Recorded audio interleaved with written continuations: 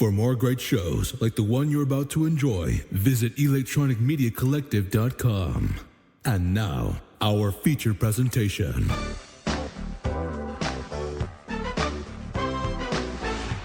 Welcome to the exciting world of the movies. Hello and welcome to the Movie Graveyard. Not the first show of 2024, but the first commentary of 2024. And it is, no matter where you're at right now, I don't care where you're at, if you're East Coast, West Coast, if you're overseas, it's going to be cold. So we figured... I don't know, it wasn't cold this weekend in Florida, according to Royal Rumble. They actually had super hot weather there. And they were so happy because they were in a dome to enjoy that weather. But, yeah, I actually went walking today in a t-shirt, which is very weird for January where we live. But, yeah, so we're rolling along with the most traumatizing movie you will ever watch in your life. The winter sports classic, Aspen Extreme. A movie I always thought would only be about sports, but it's actually about so much more. Yeah, this one was hard to watch for me, like, not because it was bad, but just, like, the emotional journey you go on. I was afraid maybe you might be bored with it, because it's, like, an older, kind of slow-paced drama, but it had a lot of shit going on that you was reacting to when we watched it. Yeah, like, it's not necessarily my style, but I'm not closed off to, like, a good movie, so... Yeah. They really, give it to you in this one. So we're going to be rolling off the Kino, I guess the now extinct Kino Lorber Blu-ray, because I think I bought it on the closeout sale a year or two ago. You bought the last one. Yeah, I got the last copy, known to man. But you guys might have a DVD, or some people even might have a VHS. I remember somebody saying about VHS on Facebook. So yeah, and like I never see this movie on TV or streaming, but you never know, it could be somewhere.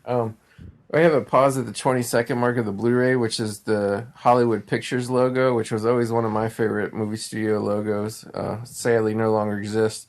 Killed by Mr. Robert Iger, the champion of Hollywood. He did it all, and then he walked away, and he shut it all down. But yeah, this was a Hollywood picture, which means it was technically a Disney film. So yeah. So 20-second mark on the blue. We got it. It says Hollywood Pictures, and you see that beautiful Sphinx. I'm going to say 1, 2, 3, go. I'm going to say go, hit play on your remote. All right, everybody get ready. 1, 2, 3, go. So since it's the Sphinx, like, do you think it had anything to do with the Egyptian that was built in LA? I don't think so, because Disney never had any ties to it. In any way? Yeah. I never really got, like, what the... correlation was between Hollywood Pictures and the Sphinx. Like, It really has a, like, other than, like, I mean, I don't know, like, literally the movie Cleopatra was a classic Hollywood movie, but I think that's reaching, because that wasn't a Disney film either, so I don't know. I thought this part was pretty cool. Like, I've never seen the assembling of a car before. Yeah. It's almost like, like the way they put the dashboard in and stuff, like that was weird. Yeah, it's almost like the beginning of that movie Christine, but instead of a evil car, these guys are just making regular Ford pickup trucks. And then we were saying how like they're all brand new, but like they still look like old to us. Yeah, because they're old style pickups. But like, yeah. No, but like even the paint doesn't really look that like shiny and new. I don't know, it's weird. They look kind of like used cars. Well, I think it's funny too, is like compared to what we would probably expect now, it's like it's not like super high tech looking assembly line. Yeah. Like it looks pretty much like they're just putting cars together in a warehouse. It's weird. But yeah, we're introduced to our lead here, played by Paul Gross, I think is his name. And like, yeah, he works at the local Ford plant, and then like we'll get to know his buddy a little bit later here. Peter Berg, who works at this local ski park. But yeah, just like a little small town Americana type opening to the beginning of this movie. This cool guy with his long trench coat. Long trench coat and rollerblades slung over, which is funny. He's like, why didn't he just rollerblade home? But He's yeah, gotta look cool in his boots. he does. Stealing that Chow Yun-Fat style. The trench coat. Our boy Martin Kemp showing up in the credits. Part of, I think, Spandau Ballet. It's funny because I don't think he was wearing that Ford shirt while he was actually working. Yeah, he was sweating pretty good though. He might have got too hot. He might have took it off. He was just rocking that t-shirt underneath. But yeah, we see he puts up on the wall a rejection letter from this time from Esquire magazine. Lets you know they're not going to be considering his work. He's a writer, and like it's surrounded by a bunch of other rejection things. So like we get the impression he's in this small town trying to make it as a creative writer and not really getting anywhere, and he's getting frustrated. What's already sad. I mean, yeah, but it's just it is, but it isn't because like obviously he has like a Setting up bigger the dream. motivation. Yeah, Yeah. here we get introduced by Peter Berg, which I will say like I when I bought this movie, this was a little bit of a blind buy. Like I literally only bought it because Peter Berg was in it, Mm.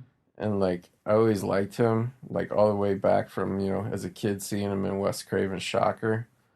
Um, So cute. He looks like a little boy. yeah, his character is like really childlike in this movie, which I think is what really makes him endearing. Yeah. Rosy cheeks. Yeah, and we get like a little backstory here, and like it's obviously not wintertime yet. There's no snow, so he's just fixing ski lift parts and shit, and it's Oh, is just that what that is? yeah, Oh, yeah, I guess. they're like the chairs for the ski lift. Huh. It's the off season, but they're trying to get ready for the I didn't coming even notice snow. that. Yeah, I gotta say too, like I didn't really remember because I watched this movie about a year ago for the first time, and then when we watched it, it was only the second time I ever seen it. But like for like an old ass movie, which obviously probably it's like it's not like it was a priority for anybody. Like I thought this Blu-ray like looked awesome. I Yeah. mean, just the colors and the clarity and the film like quality of it. And like that's why I just think like if you have like a good like master like a film print or something that you can make a copy out of like because usually like older movies like this that were like never really big hits like when you're lucky enough to get a Blu-ray you put them in and like they're all shitty and scratched up and like I don't know about these captions. He just like said a bunch of stuff and the line never changed. yeah like the subtitles are like and like even the font is like really weird. It's like I don't know, it's like all tiny and shit. So he tells him he got that reject letter, and then his boss also told him they want to give him a promotion, Yeah, and he's not happy with that. yeah, he doesn't want a promotion because he doesn't want to make Ford pickup trucks in Detroit forever. He's a Michigan guy, but he doesn't want to be here forever. He wants to be a writer, probably seeing the world, I would imagine. He proposes leaving, and his friend is like, "No, dude, this is our home. This is where we're from." Yeah, and I gotta say, like this opening here with these two guys, and like they have a really good banner, and obviously they're like lifelong friends and shit, and kind of the comedic banner they got going. I say like the first time I watched it, I remember like from this point on, I was just like sold on this movie. And like I really thought it was going to be because I was used to like all the like the ski school and Hot Dog, the motion picture, and all these fucking goofy ass ski movies from the '80s. This came out in the early '90s, but like I really thought this was just going to be a madcap romp of like these two small town guys going to a big ski resort town and having fun and shit. Like I wasn't prepared at all emotionally for the roller coaster ride of drama that this movie takes you on. I thought it was gonna be just mostly like those old like skater videos that used to come out on TV, and then they like start extreme sports Yeah. videos. Like I thought it was just gonna be a bunch of that. Like Warren Miller's extreme fucking ski and shit. Yeah, like I didn't think there was gonna be like really much like story to it. I mean, I didn't know. I didn't know what to expect because I've never heard of this movie before. But like, really, with this conversation, they're like really like setting you up for the seriousness of this movie. Yeah.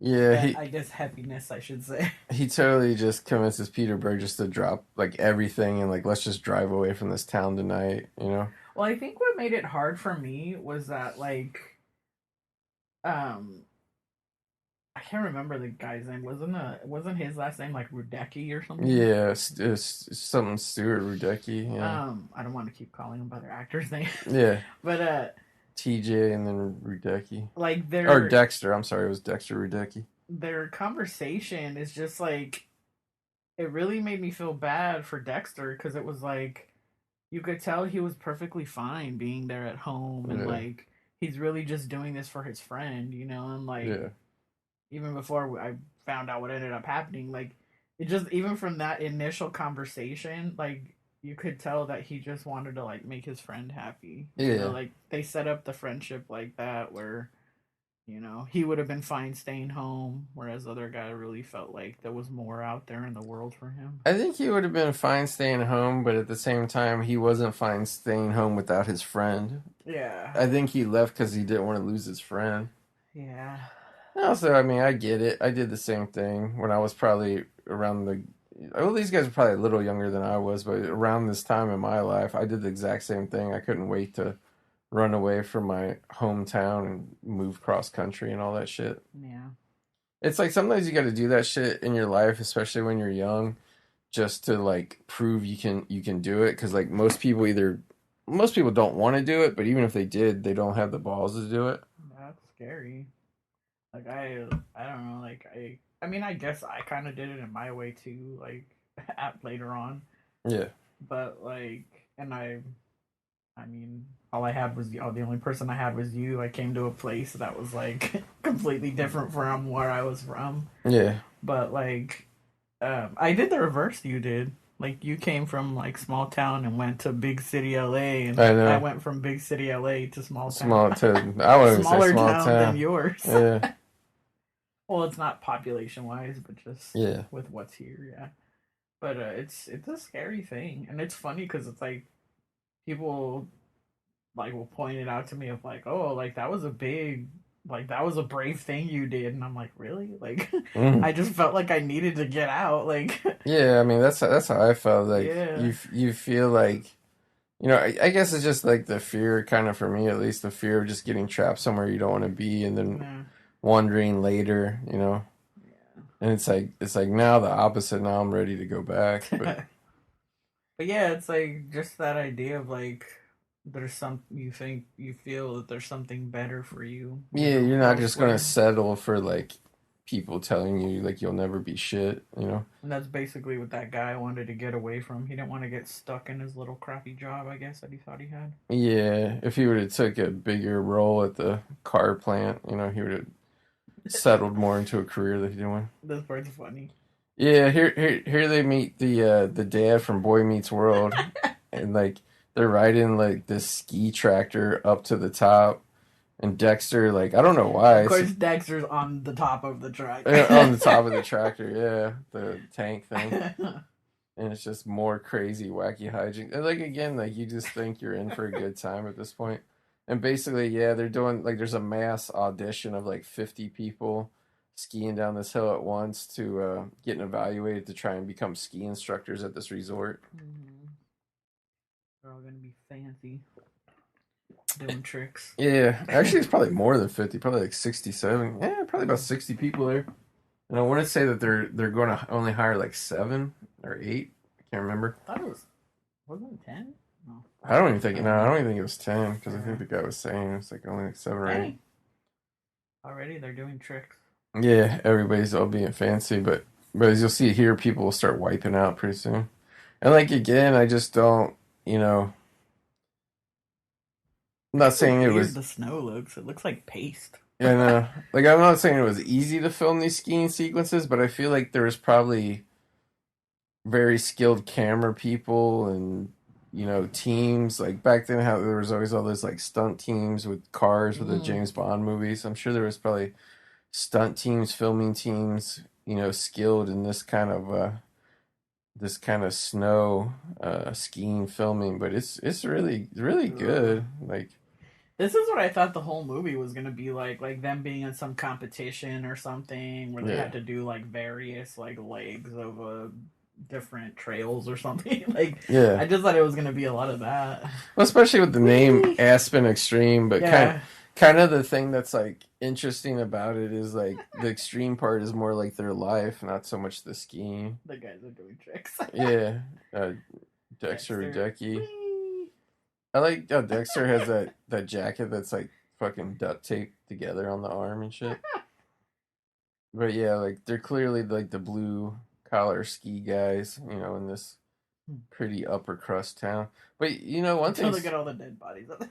I know, like 20 people just scattered all over the hill. Because it was like, it wasn't straight down. It was just like big bumps they had to like navigate. Terrible. Yeah. All I could think of, 5 positions. Yeah, 5 positions. All I could think of when I would watch that is like, their knees are gonna be so bad when they get up. Well, that's why a lot of skiers blow out their knees. Like things happen like that. But I will say one thing, like you could see it in that thing. Like, I mean, I grew up around snow like my whole life and stuff. But like that was like, you know, like it actually looked how they call it like fresh powder. Like it looked very powdery every time they would hit, and the dust with of the powder, the snow would come up. Everybody's got a good butt. Yeah. This is another scene. Like I couldn't believe how good like the picture quality was on this. Like sometimes I see 4Ks that don't have like all the little stubble on his beard and shit. Like sometimes I see 4Ks that don't even have that much detail in it. 4K. Don't talk about that. I gotta say, I actually watched a pretty decent 4K last night. That actually, because I'll give a thumbs up to the Kino, what is it, Kino Lorber 4K of the score with De Niro and Ed Norton. It looked really good. But yeah, they kind of noticed like the girls are like they're kind of like different than what they're used to. They're used to more like, you know, Midwest beer drinking girls, and here like all the girls are all fancy and they're all ski bunnies. Yeah, they're all snow bunnies. Yeah, that's what it is. Yeah. I thought it was ski bunny. I always thought she was so strange looking. Yeah, this actress. I think I knew her from All My Children. Yeah. My mom would watch it. Yeah, her name is Bryce in the movie. I love her hair though. Yeah, she does have nice hair. Of course, Martin Kemp is her boy toy. He's like one of the hotshot ski instructors. TJ Burke salad. Yeah. Oh god. I don't know. But this scene too, like they're kind of just killing time, grabbing some drinks, waiting for the results to come out to see if they have the job. But like this little scene here, it makes you, even though neither one of us want to ski, it makes you just want to go to a ski resort and like hang out and dress up and like. Well, I've always had that thing that I always tell you, like I want to go to the one on that reservation. Like they have a whole ski resort. They have skiing. It's not necessarily a ski resort, but yeah. Yeah, like they have a lot of stuff. How I tell you, my fantasy is to be sitting by the fireplace, drinking something hot, looking out the window. Yeah, that's what I want to do. You know, like we didn't really have a great trip there, but when we went to Lake Tahoe, that lobby there that had that fireplace, like I wanted to hang out in there, but it was like so disconnected from the area we were actually staying. Yeah, but I mean, there really was nothing there. Yeah. But there wasn't like a big view or anything. No, it was just a really bitchin' fireplace and some couches. But it just seemed so cozy in there. And they always had a really giant roaring fire. But yeah, here they, you know, the list comes out and TJ made it, but Dexter didn't. So of course he takes a pencil and writes Dexter's name on there, and then he goes in and asks the guy who runs the school, Carl. Rutecki. Yeah, Dexter Rutecki. Thought it was a D. And he asks him to you know, bring Dexter on, but like he's like not paying him, or he's only working for tips or some shit, or maybe TJ has to split his pay with him. But like, yeah, I like it. I like the camaraderie, the broship. He's saying like, hot. Yeah, you have. It's a fantasy to take these ski lessons. Like your friend is not. Yeah, you have to be good. You have to be hunky the way TJ is, but you know, Peter Berg, Dexter Rutecki is not hunky enough. I think he just tells him, let him take the clients that nobody wants. Yeah, I don't think he has to give him any of his money. Like the little kids and stuff. Yeah, which is pretty much what he ends up. He ends up dressing up like Santa Claus later and giving. He ends up being good with them. Like even he's like, oh man, but then like he ends up being good with them. Yeah, I like this too, that they were just gonna like park in the middle of fields and sleep in this van, and like they actually have bunk beds built in there, which is actually pretty clever. I guess as this is like the way they always went skiing back home, you know, instead of staying in ski chalets and shit. They would just sleep in their bed. What's interesting is reading a motivational book. Yeah. What was it? 6 Weeks to Words of Power? Mm-hmm. Maybe I need to go find that book. I can make my dream come true the way TJ did. I don't know if that's the same thing as The Secret. The Secret. I kind of feel like once you listen to 10 minutes of The Secret, you kind of like, there's not much to go on after that. But yeah, they had a propane heater to keep them heated, because you would freeze to death just trying to sleep in a car. But Dexter forgot to fill up the propane. I was excited. I forgot. Yeah. So now it's 5 a.m. They're walking around town trying to find like an all-night diner or something, and like nothing's open. So then they come across Terry Polo, who's like the local radio jockey, Mm-hmm. and like they go into her little Rocky Mountain radio station. Mm-hmm. And I thought it was funny too. Like they come in and she gives them either coffee or tea or something, and I think there's a fire in there. You think like they would want to stay there as long as they want, but like they immediately are just like, okay, we'll go now. I was like, you dudes are just freezing out there.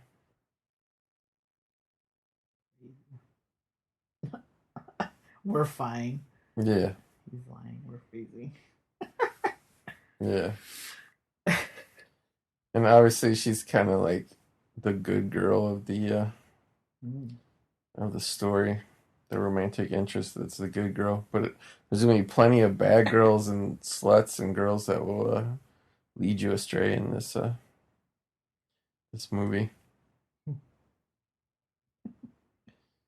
But yeah, just the small town setting of like Aspen and stuff, like it just, I don't know, it's really charming, and like the scenery and the atmosphere of the small town whenever they go through that little, so that like that might even be like the whole town, but when they go through that little like downtown area, it just makes you want to go take a vacation there.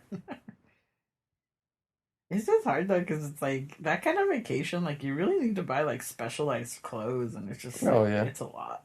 Yeah. Like, unless you really just, like, would probably do like we would and just go in the hotel and stay there the whole time. Yeah. Just come out during the day when the sun's bright and it's a little warmer. It's like I've been to the snow a few times, but I've never, like, bought snow boots or anything. I always just take regular shoes and my shoes get all wet. Yeah. I mean, yeah, it's just, I don't know. I never had them as a kid. I just always had sneakers and stuff, and it just depends on like what the conditions are. If it's actually like melting, a lot of times you can walk in the snow and be okay. Yeah, it was coffee. Yeah, it was coffee, which they need since they basically didn't sleep. Now they got to get up and hit the slopes, go to work. He was trying to tell her they wanted to find a cheap apartment, and he's like, you know anything like that in the area? She's like, in Missouri. Yeah, because I mean, this is Aspen after all. This is how they always say, playground for the rich. Oh, this couple. I like this dude's sweet spider jacket though. I wonder if that's the same company that makes my spider glasses. Yeah. TJ comes, like the wife doesn't want to take any skiing lessons until she sees TJ, and like it almost makes you, like the way they set it up, makes you think they're like gonna turn into fucking gigolos or something. It wasn't that she didn't want to ski; she just didn't want to be there. Period. Yeah. And he was like trying to tell her, like, we get 2 weeks, you get 2 weeks, I get 2 weeks, and she's like, meh. Yeah. Here he is, a Santa. Yep. Dexter, he's got to give the children's class, and he's got to be dressed as Santa, but he doesn't even wear the beard. He just wears it like around his neck. But yeah, you can see the like the shit everybody can't let go now. They're so enthralled. You can see that short-lived neon ski outfit and sunglass shit going on here. Like how you were talking about that guy's jacket. Yeah, that was like normal for us. Yeah, like it wasn't even like a Richie thing or anything. It was just, that's how we dressed. Like I had tons of neon stuff when I was little. Yeah, I loved it. I didn't have a lot of neon stuff, but I would have things that had like neon trim on them. Like I had a pair of Nike tennis shoes that were like mostly white and gray, but they had like design on it, with like really hot pink trim. Yeah, I think that's how most of my stuff was. Whoa. Oh, I like this little kid trying to ski. He's got his legs so spread apart. It was funny. He was trying to name the reindeer, and he was giving them all weird names: Chewy and Burpy. Chewy and Burpy, yeah. Funny.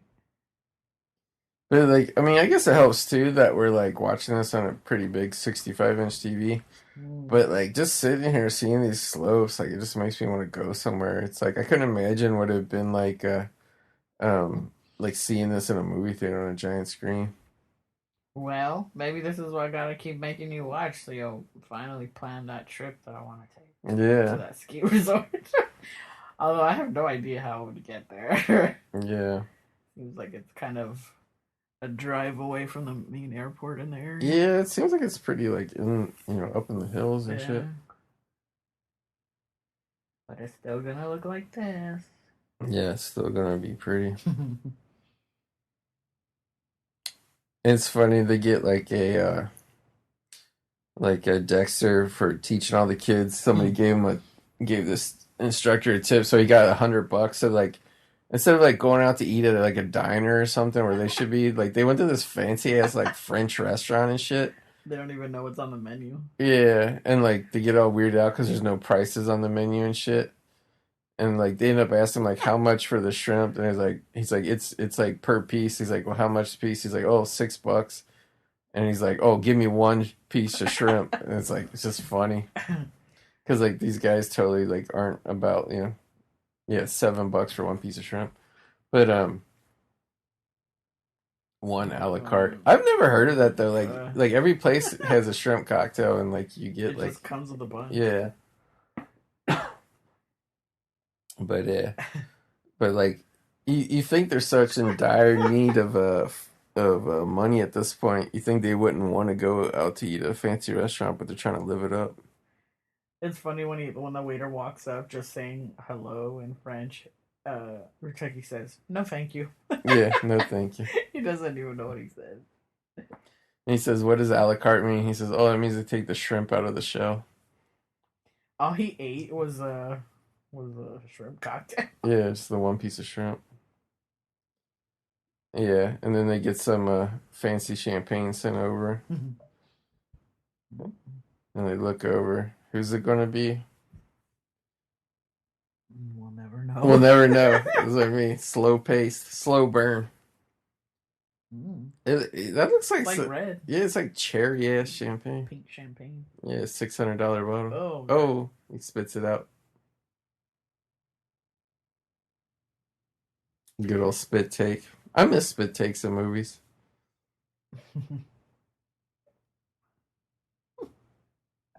We'll still never know. Yeah, they still not sure. Oh, there she is.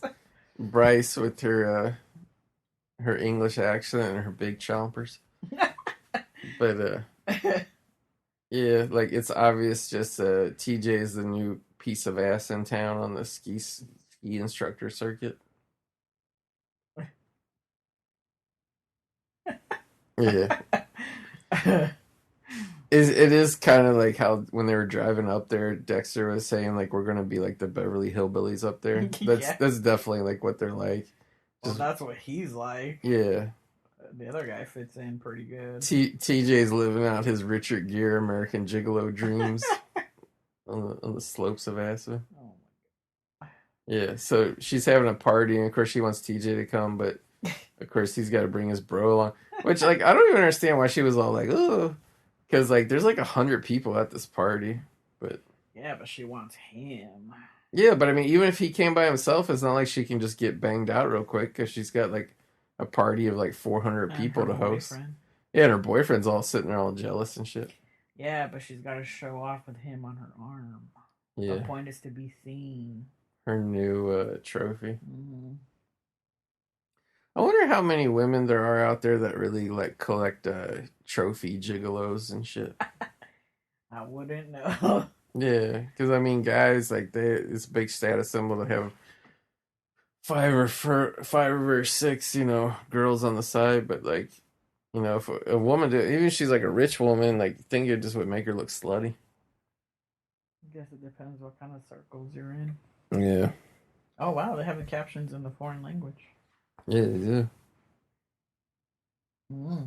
Seasons change. Yeah. You're old news. She's letting Martin Kemp know that he's old news here. He's probably hit 30, and now young TJ's in the town, so. I have to say, like, I think I usually notice it in like older movies, which I guess makes sense because they knew how to film shit better. But like one thing I always notice about people in these old movies like this is like you can actually see the color of their eyes. Yeah, yeah, you never see that. I know exactly what you're talking about. It's so weird and like Yeah. it's funny because it's like other than my best friend I had in high school, like I never know anybody else with colored eyes. Like I just, mine are brown and that's all I ever was really surrounded by. Yeah. So like it's so amazing to me when we're watching these old movies and I see all people's different colored eyes and stuff. Yeah. And even like how like they have little bursts of color around their pupil and then it's a different color around that. I'm always like so impressed with like, wow, look at eyes. Well, it's like all these new wave movie fans are so proud to brag that there's like no movie stars anymore, but it's like because they don't even film anybody to make anybody look good. Like you can't even see people's eyeballs anymore in a giant movie screen. Like, what do you think's gonna happen? So he's still stuffing his face. yeah, this is like they just got it back from the restaurant, but of course Dexter's trying to fucking steal the shrimp down his pants and all this bullshit. But it's just like all this like raw ass llobster and shrimp and shit. Like I like feel bad for him in these scenes because it's like I get that he's like supposed to be like the I wouldn't say white trash, but just kind of like blue collar guy. Yeah. But it's like sometimes I'm kind of like read the room, like look a little decent, like like yeah. Don't look so casual or whatever. But I gotta say, already he's meeting his downfall right here. Mm-hmm.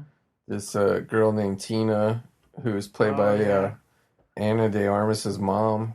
Hey, she kind of looks like the lady that was in the Hallmarky we just watched last night that gave the girl the necklace for the golem. Yeah. Is that her? No, it's not Ileana Douglas. Of course you know who she is.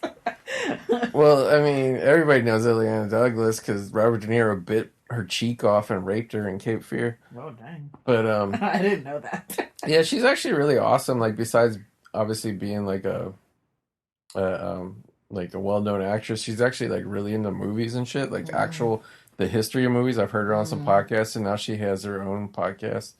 The one that was in the movie we saw last night? Yeah. Wow. Yeah. She's a big deal. But doesn't this girl look like her? Like a young version of her? Like a way sluttier version, though.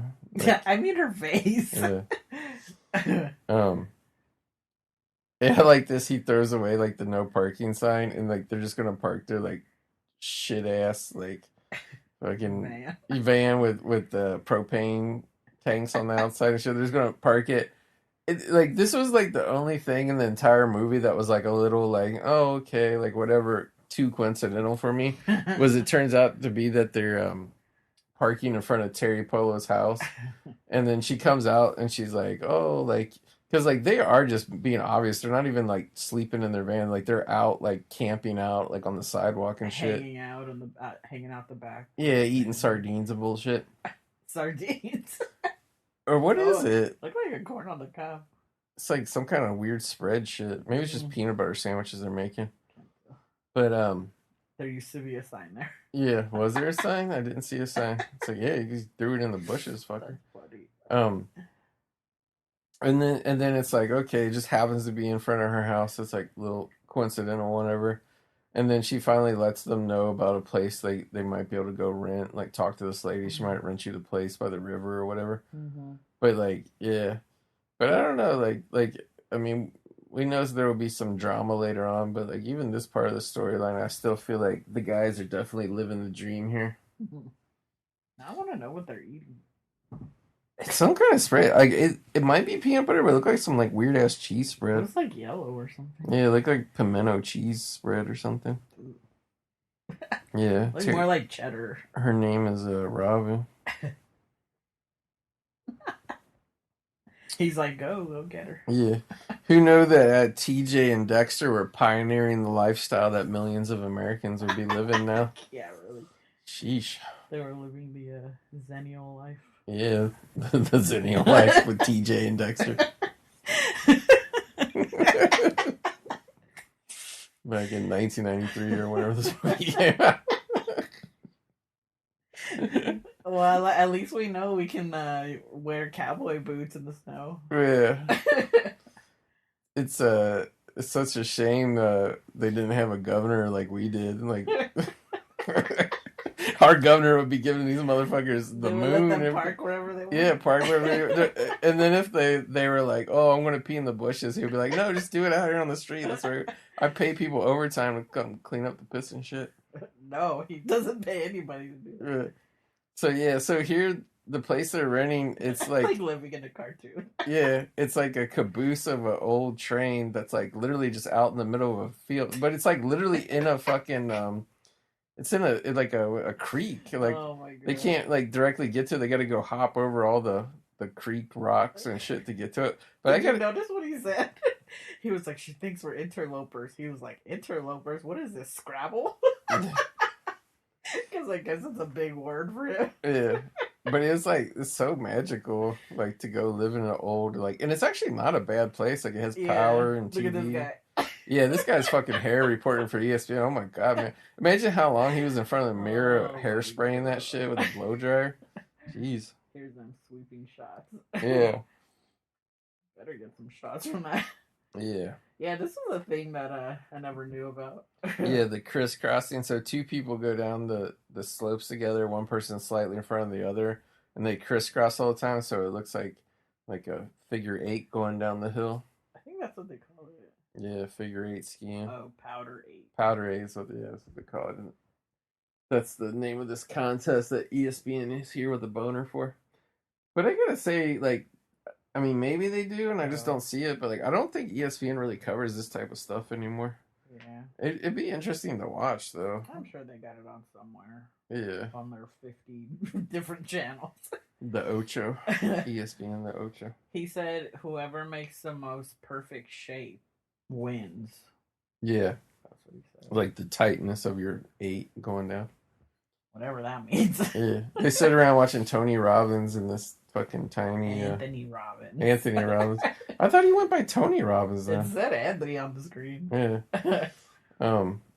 I didn't really know. I didn't realize he a big part of his motivational bullshit was The Secret either. That's like when I was like, because I know he's been around forever, but oh yeah, they show Bryce lounging around her lingerie with her giant poodle hair like draped all over the chair.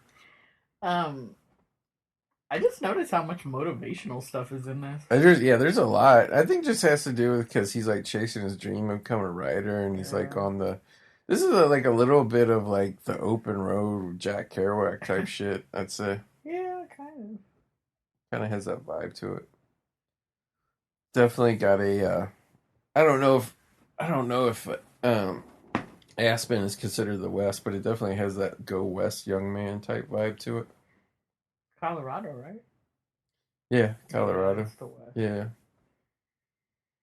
It's just hard because nobody knows what Northern California is, so it's hard knowing what exactly is considered exactly West. You know? Well, everybody's pretty sure what Northern California is. Anything that's not LA area. Yeah. 2 hours out north of Los Angeles, that's Northern California. Everything is Northern California except San Diego and LA. Mm-hmm. And the Inland Empire. Yeah. So TJ gets the call from rich ass Bryce to come over as a booty call, and that's exactly what it ends up being here. And leaves poor Techie by himself. Yeah. But I mean, what was Dexter supposed to do, you know? Not go? Yeah. Who cares? Are you there with your friend or not?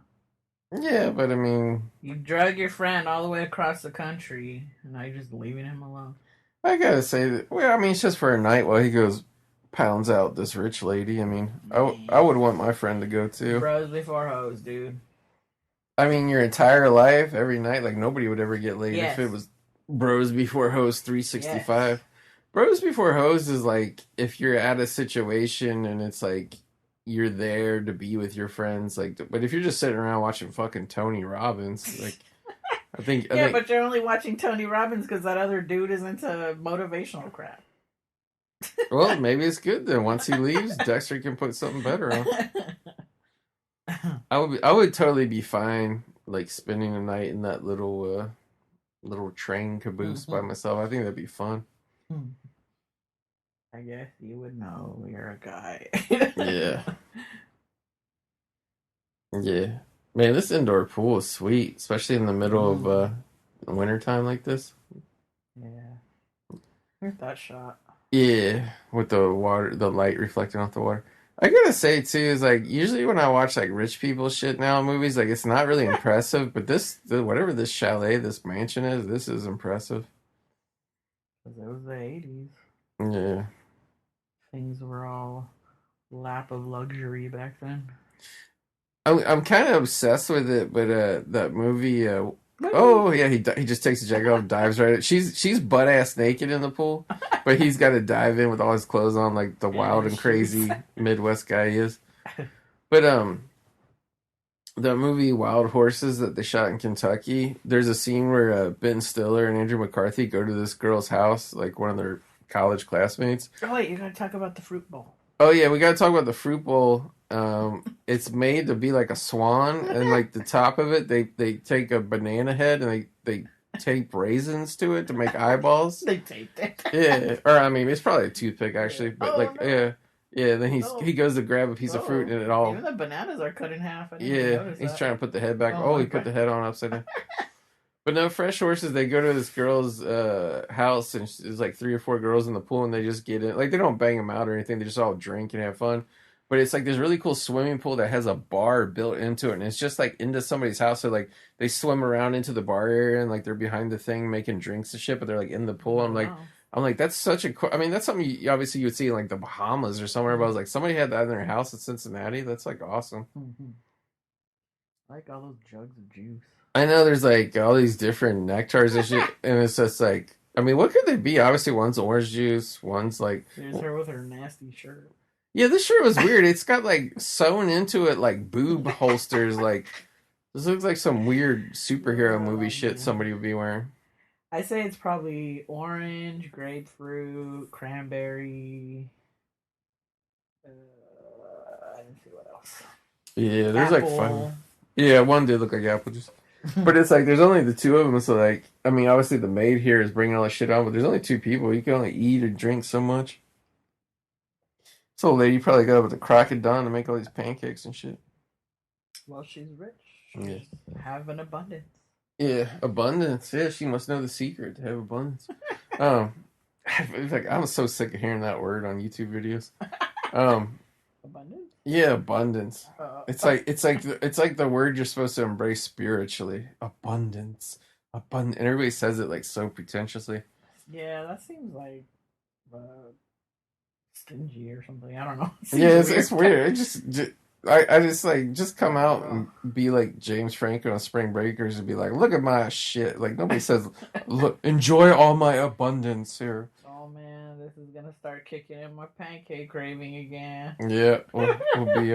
Why don't you tell the people the donkey, like where we live, we have like the worst cuisine, the worst selection of restaurants, but we have 2 places that have good pancakes. Why don't you break down some of the pancake situation we got going on here? Well, one is like this Korean Mexican fusion restaurant. Yeah, where the regular food is kind of trash, to be honest with you. I mean, we don't know because we've never gone for the regular food because we only ever go for pancakes. No, that's not true. We went the first time we went there. We got regular food, and we were like, okay. I totally don't remember that. Yeah. But they do a brunch on the weekends, and Sundays they do it all day, if they're still open on Sundays.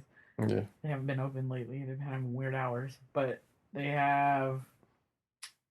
How do they call it? It's basically Fruity Pebbles pancakes. Yeah. Fruity Pebbles pancakes. But they call it something. I can't remember what it is. Yeah, I mean they can't call Fruity Pebbles because of trademarks. Yeah. And if they run out of Fruity Pebbles, they'll give you what? Stale Fruit Loops? Super stale fruit. Super stale fruit. Like somebody they didn't even go to like the market to buy a box. They just like fucking like somebody had some sitting in their like old ass pantry. It was still good though. But and then I don't know what other ones horchata. Was there an horchata one or was it no something? churro pancakes? Those are the best. Like Because I got the Fruity Pebble ones the first 2 times I went. They're awesome. And then I got, just to get something different, I got the churro ones, and oh, they were so good. They're like churro and banana, I think. See, he's mad because he got left alone. Yeah. Told you. Yeah, he's player hating. No, because he dropped his life to go live in the snow. But it's one fucking, for that like, guy. your buddy can't go, like, pound out some rich lady that's, like, you know, I mean, I won't say she's, like, the best looking girl in town. Not when you're supposed to be practicing for this big competition thing. Yeah, the figure, powder eight. I keep on calling figure eight, powder eight, yeah. They were supposed to go practice. But they go and they gotta trek up like all the way up the mountain because for this you gotta go up even higher than where the ski lifts and shit go. And yeah, like there's some weird shit too because like the oh yeah, like Dexter's smoking a cigarette and he's telling him like you shouldn't smoke here and he says I gotta expand my lungs. Which like I don't. That was a new thing. Yeah, I've never heard of that before. Yeah, like, if anything, you think you'd be like condensing your lungs because you're just shitting them up with cigarette smoke. Yeah, but this is like some real hardcore, dangerous skiing they're doing here, dropping down here. I don't even know what would make somebody want to do that. I mean, like, but you see, I mean, this is they're going literally just straight down. It's not even like a diagonal in any way. It's awesome. Just down. It's obviously like some of these shots like this are beautiful, but like damn, look at that. They're just like dropping like 50 feet and shit. But yeah, this like you can actually see this, and like I always say, this is under the supervision of filming a movie and shit. But like you can watch this and like totally understand like how and why people die doing this shit all the time. You know what I mean?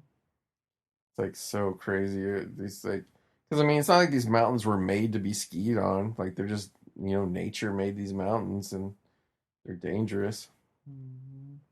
And just like the danger is going to happen here because they're going to fall down into a cave, or TJ falls, and the way he falls down here in a second, like he's going to go upside down. His skis are actually going to trap him, and he's going to. Yeah. Oh my god. He hits a bunch of times. Yeah, he bounced off the rocks, shit. And then they get stuck, so he's just stuck there. So Dexter has to like fashion a rope to get down there because I mean, if he just jumps down there, they're going to be stuck there forever. Yeah. So he's got to make like a cross with his skis, but like the whole time he's trying to set this up, like obviously TJ's trapped upside down underwater because his skis are trapped on the rocks and shit. And it's not like he knew what was going to happen, so it's not like he could he took a breath before he went underwater. He just literally fell. He didn't even know water was down there. But yeah, so Dexter has to rappel down there and then release his boots from his skis so he can get free and start breathing. Yeah, his head's like all busted. This is like really gnarly because like, especially like when this like happened, like you don't really expect like this kind of thing to happen in this movie, really. Yep. There's a lot of stuff in this movie you don't expect to happen. Yeah. Oh man. It really like it's like with wrestling, like when the blood's just gushing out of their foreheads. Like, yeah. How did they make it so that like like he still has the blood on his face even though he was in the water? I think well, you could see it kind of pumping as he was coming out of the water. I think they just had to run a tube or something up through his hair to where, or like into his hair to where it was like spurting out the whole time. Because he had a lot of clothes on and shit where they could hide it, you know. Yeah, it's like they're so lost they don't know what to do. Like, so they just show up to Terry Polo's house to be like, "Oh, TJ busted his head open. We don't know what to do." And of course, she lets him stay there because she got to watch him to make sure he doesn't have a concussion or whatever. They're so lucky though that like the sweetest and one of the prettiest girls in town also has like 0 boyfriends, 0 family, anything, and she can just take their ski bum asses in like this. For a girl that's supposed to be real like homely or whatever, she's pretty shapely. Yeah, yeah. I mean that's why it's like you think they would have been at least one of them, because neither one of them really had any interest in her at all. Like when they first met her and shit, you think at least one of them would have been hot for her. That one guy was trying to get a piece. Who? TJ. Off Terry Polo in the beginning? Yeah, because like. You mean when they were sitting there, like when they were freezing? Yeah, yeah. Oh, I thought they were after, like when they were parked in front of her house. In her house, yeah. Because like Dexter was like, "Go talk to her." He like was like swatting him away to go talk to her. But then he went and got the other girl. I was gonna say something else, but yeah. I don't know. I don't like that guy. I can't. And then rewatching it, it's reminding me like why I didn't like that guy. I don't know. I thought he was great in the movie. I mean, you can't have like, yeah. You can't have two guys that are like. I don't like his character. I mean, like, what should he be doing that he's not doing? Because I mean, you can't have two guys like when you make the two best buds in a movie, you got to make them kind of like not complete opposites of each other. Because they got to have a lot in common in order to be friends, but like you can't make them, exactly the same. I just feel like the guy went there for him. Like I just feel like he should have like been there for his friend more. He was though. He was there every single night except for the one night he went to get some pussy, and the second night when he had a concussion. I mean, then why does what ends up happening to Roteki end up happening? Well, I mean, that's because he wants to be out doing horse shit. He's a grown-ass man. He's got to take responsibility for his actions. What are you looking up? I am like, I swear they were called fruit and fruity pancakes, but it sounds so silly to call them that like two times in the one name. Yeah, I think they're just like fruity cereal pancakes or something. Because they come with real strawberries and the fruity pebbles on top. So I'm trying to find that thing that shows it. But you didn't even talk about the other place, what their pancakes were like. Oh, the other ones they had was the Tres Leches pancakes. Yeah, Tres Leches. Those were good too. Okay, let's see. So what are they? What are those pancakes? It's called Fruit and Fruity Pebble Pancakes. Fruit and Fruity Pebble. Yeah, it actually says Fruity Pebble. Wow, I'm shocked. I didn't think they would call it that. Yeah. We have yet to try the crazy poppin' boba cakes with taro cream and fruit. Ugh, no thanks. You don't want poppin' boba? No, pancakes? I want churro pancakes that are like some of the best pancakes I've ever had. That's the salted caramel pineapple ones sound kind of good, like the pineapple upside down cake. No thanks. So the other... Wait, something about to happen? Oh, they're just skiing. They're just practicing. Okay. So the other place we went to is literally just a little kind of 50s influenced diner. Mm-hmm. And it rocked my world because never in my life did I ever think of eating pancakes with peanut butter. Mm-hmm. Oh my god. So they have toppings you can get. So they have like strawberries, bananas. They have peanut butter. They have chocolate sauce. I got the peanut butter and chocolate sauce. That's my combo. Those two are so good. But when you first start eating them, your mouth is all like you can't chew it and swallow it's stuck, but eventually it tastes so good you don't care. Yeah. And because like you put the peanut butter on, it kind of melts a little bit too on the heat from the pancake. Yeah. It's so good. I think that's what makes it easier to eat the more you eat it. Yeah, it melts. Yeah. Yeah. Yep. But the first couple bites, you're like... Blew my mind. Yeah. I literally was like... Psh, my head exploded.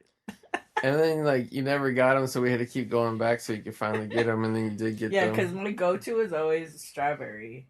Yeah. And I can't remember if I got... I think I did get banana. Oh, yeah, I did, because then they got super old on the leftovers. Yeah.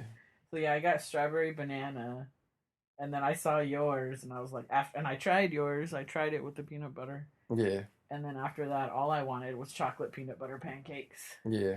And now that's all I want all the time. Yeah. This is a section. This is just like a part of the movie where TJ's getting more successful in his ski instructor. He got the job of the most popular, richest family to be their instructor for the day. Because Gary Kemp was sick that day. He had diarrhea or some bullshit. And so TJ took over and he got like, $1,000 tip from this rich ass family. And then Martin Kemp came in all pissed and he's like, "Here, I'll just give you the money. We'll split it." And he's like, "I don't want it." It's like, why are you so mad, motherfucker? Is that family not supposed to go skiing that time? He said, "When they come back, I won't be sick." Yeah.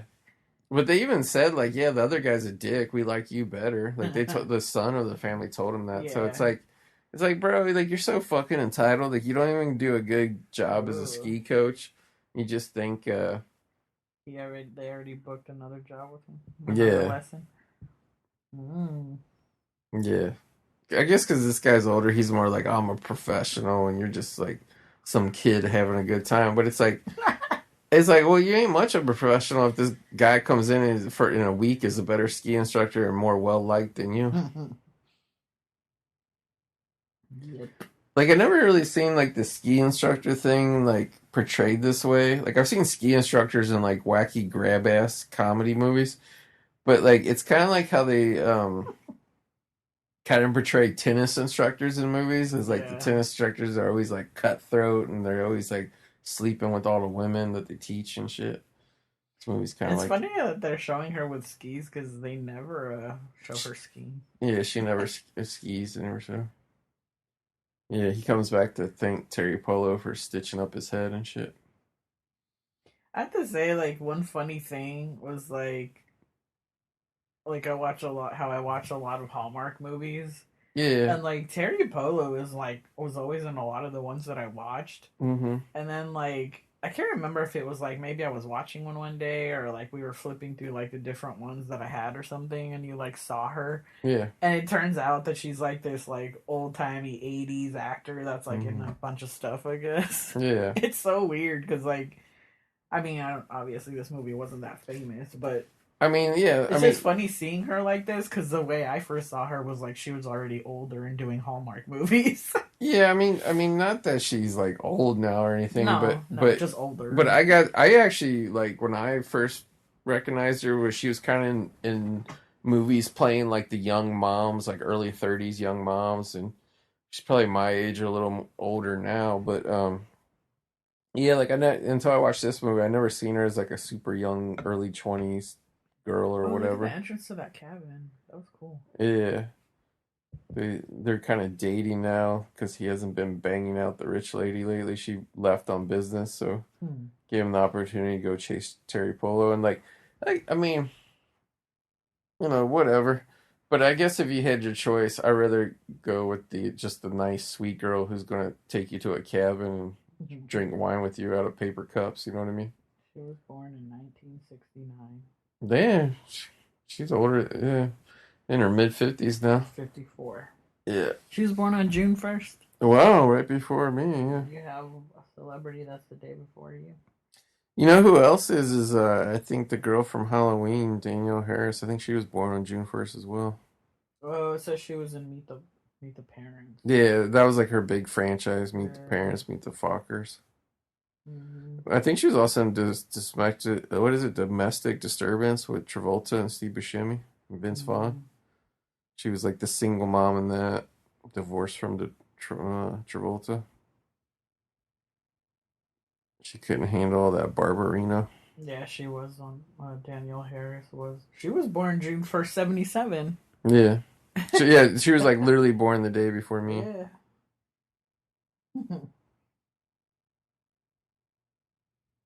Interesting. Yeah. I only know of one person born on the same day as me. Really? Who is it? I think it was the same day. He might be a year older. Finn Balor. Oh, Finn Balor. No, Finn Balor. Man, fucking Finn Balor has been wrestling forever. No, he was born a year before me. No, I know who was born the same day as me. Brad Renfro. Oh, yeah. Hopefully, you guys don't have a similar death day, you two. Sure. We're the same age. How would we have the same age? Yeah. Well, if we did, hopefully it's away in the future. Yeah. That's what you should say. We need to shift realities to a universe where Brad Renfro is still alive. We need to go to the other line in the Matrix. Yeah, the Matrix. Yeah, like, this was interesting too, like, the snow melted and the shit's closed for the season, so, like, now the movie kind of switches gears for just temporarily to the, away from the skiing antics, and, like, see, this is why he's better with Terry Polo, because they can bring Dexter along on their dates. Like, Bryce didn't want Dexter around all the time. Yeah. But, oh no, he's telling the sad story. Yeah, about how his parents beat him or whatever, and he ran into their house, and they just took care of him ever since. Oh my god. Yeah, And then it's funny what he says to them. yeah, Oh yeah. yeah. He's trying to do fly fishing in the river or whatever it's called. But he's being so crazy. Yeah, I'm it's like trying a to Jim Carrey concentrate. skit. He's blaming them. Yeah, I'm trying to concentrate. yeah, She encourages his writing. yeah. But that's what I'm saying. Like the movie kind of switches gears because it's not ski season anymore, so like it starts getting like more personal, and also he's getting this relationship going with this girl who's just a more genuine, down to earth person. So, but I feel also too like the off season and like you know, like I don't think they're making any money really. Like this is kind of where trouble is going to start arising too. I can't believe he's riding that bike with cowboy boots on. I Yeah, thought those were slippery. I mean, even looks like he's got the kind that you're supposed to like click your feet into or whatever. Hmm. But he's going pretty slow. Like I think if you Still, though, start, you would think your shoes would just slip off the pedals. I think if you start pedaling fast, then they would slip off for sure. See, like now, like that's why I wonder about how they shot this movie because the snow's gone. They must have had gone back or like gone right when the season broke because like Yeah. there's no creek or nothing in front of the. Well, even on that other shot where they were on the bikes, like in the background, you could see the snow was almost all melted all the way in the mountains. Yeah, Look, he got the cover. yeah. TJ got on the cover of a ski magazine. Mm-hmm. It was a really good Photoshop picture. It's a movie magic. Old school Photoshop. Yeah. And then they just cut to the next season starting. And now there's like a whole new crop of rookie ski instructors. But yeah, like so I'd say probably this entire movie, I mean time passes pretty quickly throughout it, but I'd say probably the time frame of the movie is you know, Yay. yeah, Dexter's got his first private lesson with a nerdy guy. Um but yeah, I'd say it's probably like a year and a half total that this movie, you know. Yeah. Oh, yeah. It's that one guy that everybody's had before. Yeah, like this guy's got lessons from everybody. Like nobody can teach him because he's just like a nerd guy. But you know, Dexter knows how to communicate with the. But the guy's kind of a dick though. Like he's not really like. Well, it's dumb because he's taking the lessons and he doesn't even really want to be taking the lessons. Yeah, So it's like, why are you even doing that? just Dude? a goober. And he's. I mean, he's like I don't know how old he is, but he's pretty older guy. Even he's got some neon shit going on. How do you ski? Shitty. Shitty. What do you think? Oh my gosh. Yeah. Well, that's what he's asking. Yeah. Oh my gosh. But like the guy, like Dexter's telling him what to do, and like he's not doing it. He's just one of those people that like you can try to coach him, but like they're just gonna panic. And, yeah, he ends up flying down the street, hitting the side of a bus. Oh no, he doesn't. Oh yeah, he missed it. Keeps going. Oh my god. That dude must have actually been a pretty good skier though to do that stunt. Where's your student? Yeah. It looked like it was somebody else though once he was going more. Oh, you think maybe they switched to a stuntman? Yeah. But this kind of sucks here though, cause like He comes from the hotel bar. Yeah. That's funny. It kind of sucks though, cause like Dexter's just like mouthing off, and like this is kind of his downfall as he gets suspended from work. Which like I don't know, like I think he was at fault. Like you should know this is the boss guy. Like just take your tongue lashing and like just move on, you know. But that's what I'm saying. Like he didn't want this life. The other guy did. Like to him, it's just something to do. Whereas the other guy, like he wants that lifestyle, you know. So it's like, yeah, it is his fault. But it's just at the same time, it's like because he's just not he just he's not there for that lifestyle. He's very laid back Yeah. and casual. This is where it starts going south is Dexter's trying to be a big guy, hanging out with slutty Tina, which I don't think this chick was really ever into him at all. She was just using him to. Yeah. She introduces him to this sleazeball guy who wants to get him in on this drug deal. Where they're gonna pay him. I can't. It'll say, but it's like $1,000 to drop off some drugs, but it's all gonna catch up to him and go sideways. And she's happy because she thinks he's making friends, like like real good friends. Yeah. And it's just Uh-oh. Yeah, Rich Bryce is back in town. She's mad seeing TJ with Terry Polo and her werewolf ass dog. Yeah. Dang, who's going to Mexico? I don't know. I guess they are TJ and Terry Polo. Lady on the radio. Yeah, he's writing a short story about her, about his dream woman that he heard on the radio one night. Mm-hmm. I like that it's such a small town that they're reporting on lost dogs over the radio. Don't step on her. Yeah. Dexter's reading the story, so like it's cool too because it's not like Dexter's just a dummy. Like he's always rooting TJ on with his writing and stuff. Like he's supportive of his friend. Mm-hmm. So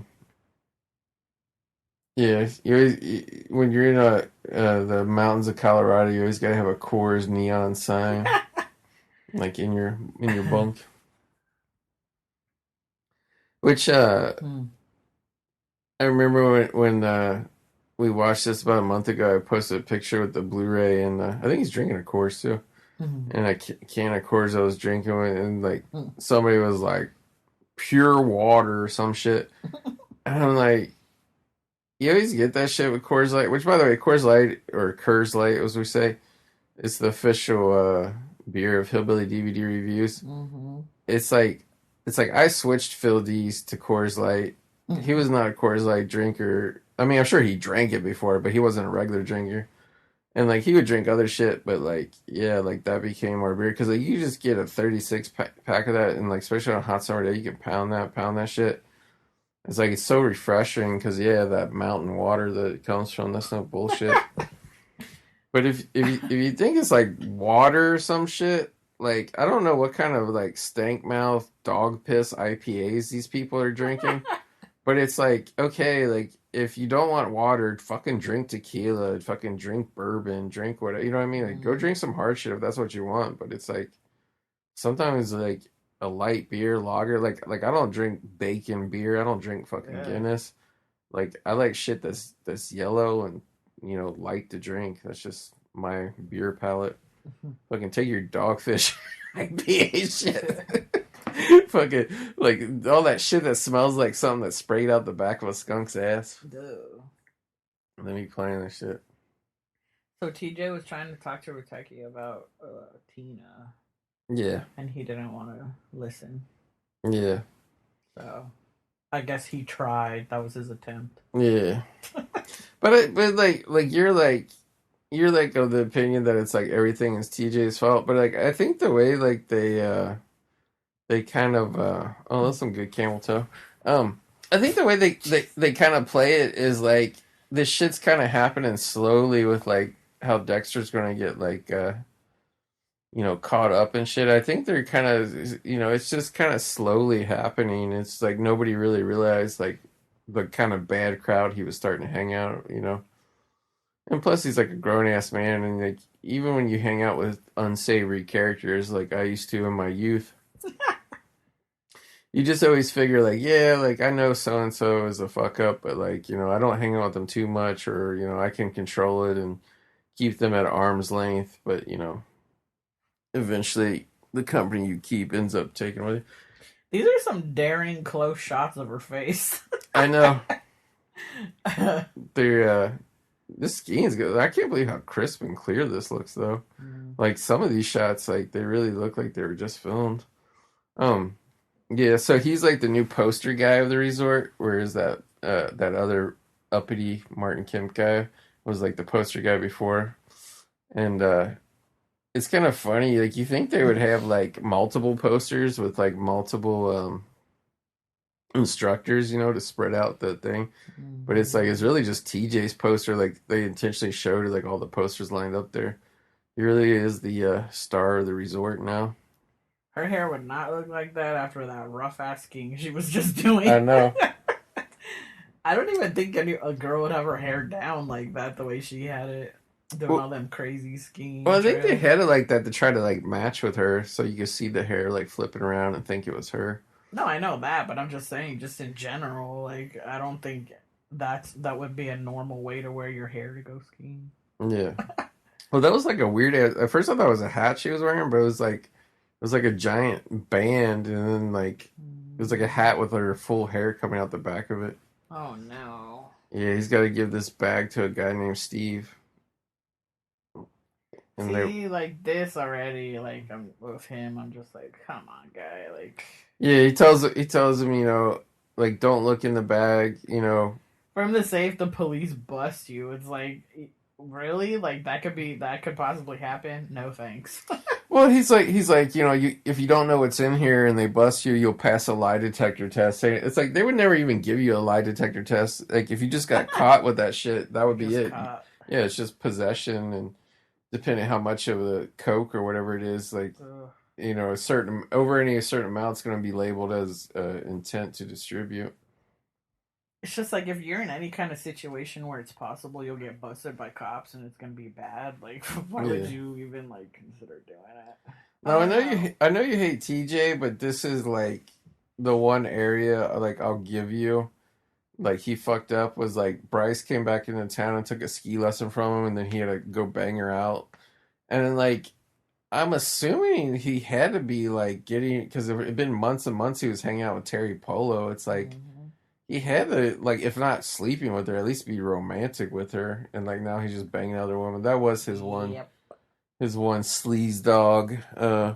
Which, again, it's understandable. Like, that's just what happens when guys have too many options thrown their way. They can't manage them. But, yeah, this is where he starts fucking up. It's kind of like dual purpose.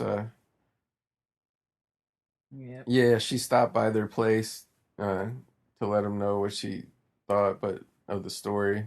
Terry Polo did, but he was too busy being in the bed of another woman to wait until 3 a.m. Robin, damn, he did her dirty. What a jerk. I know. Mm-hmm.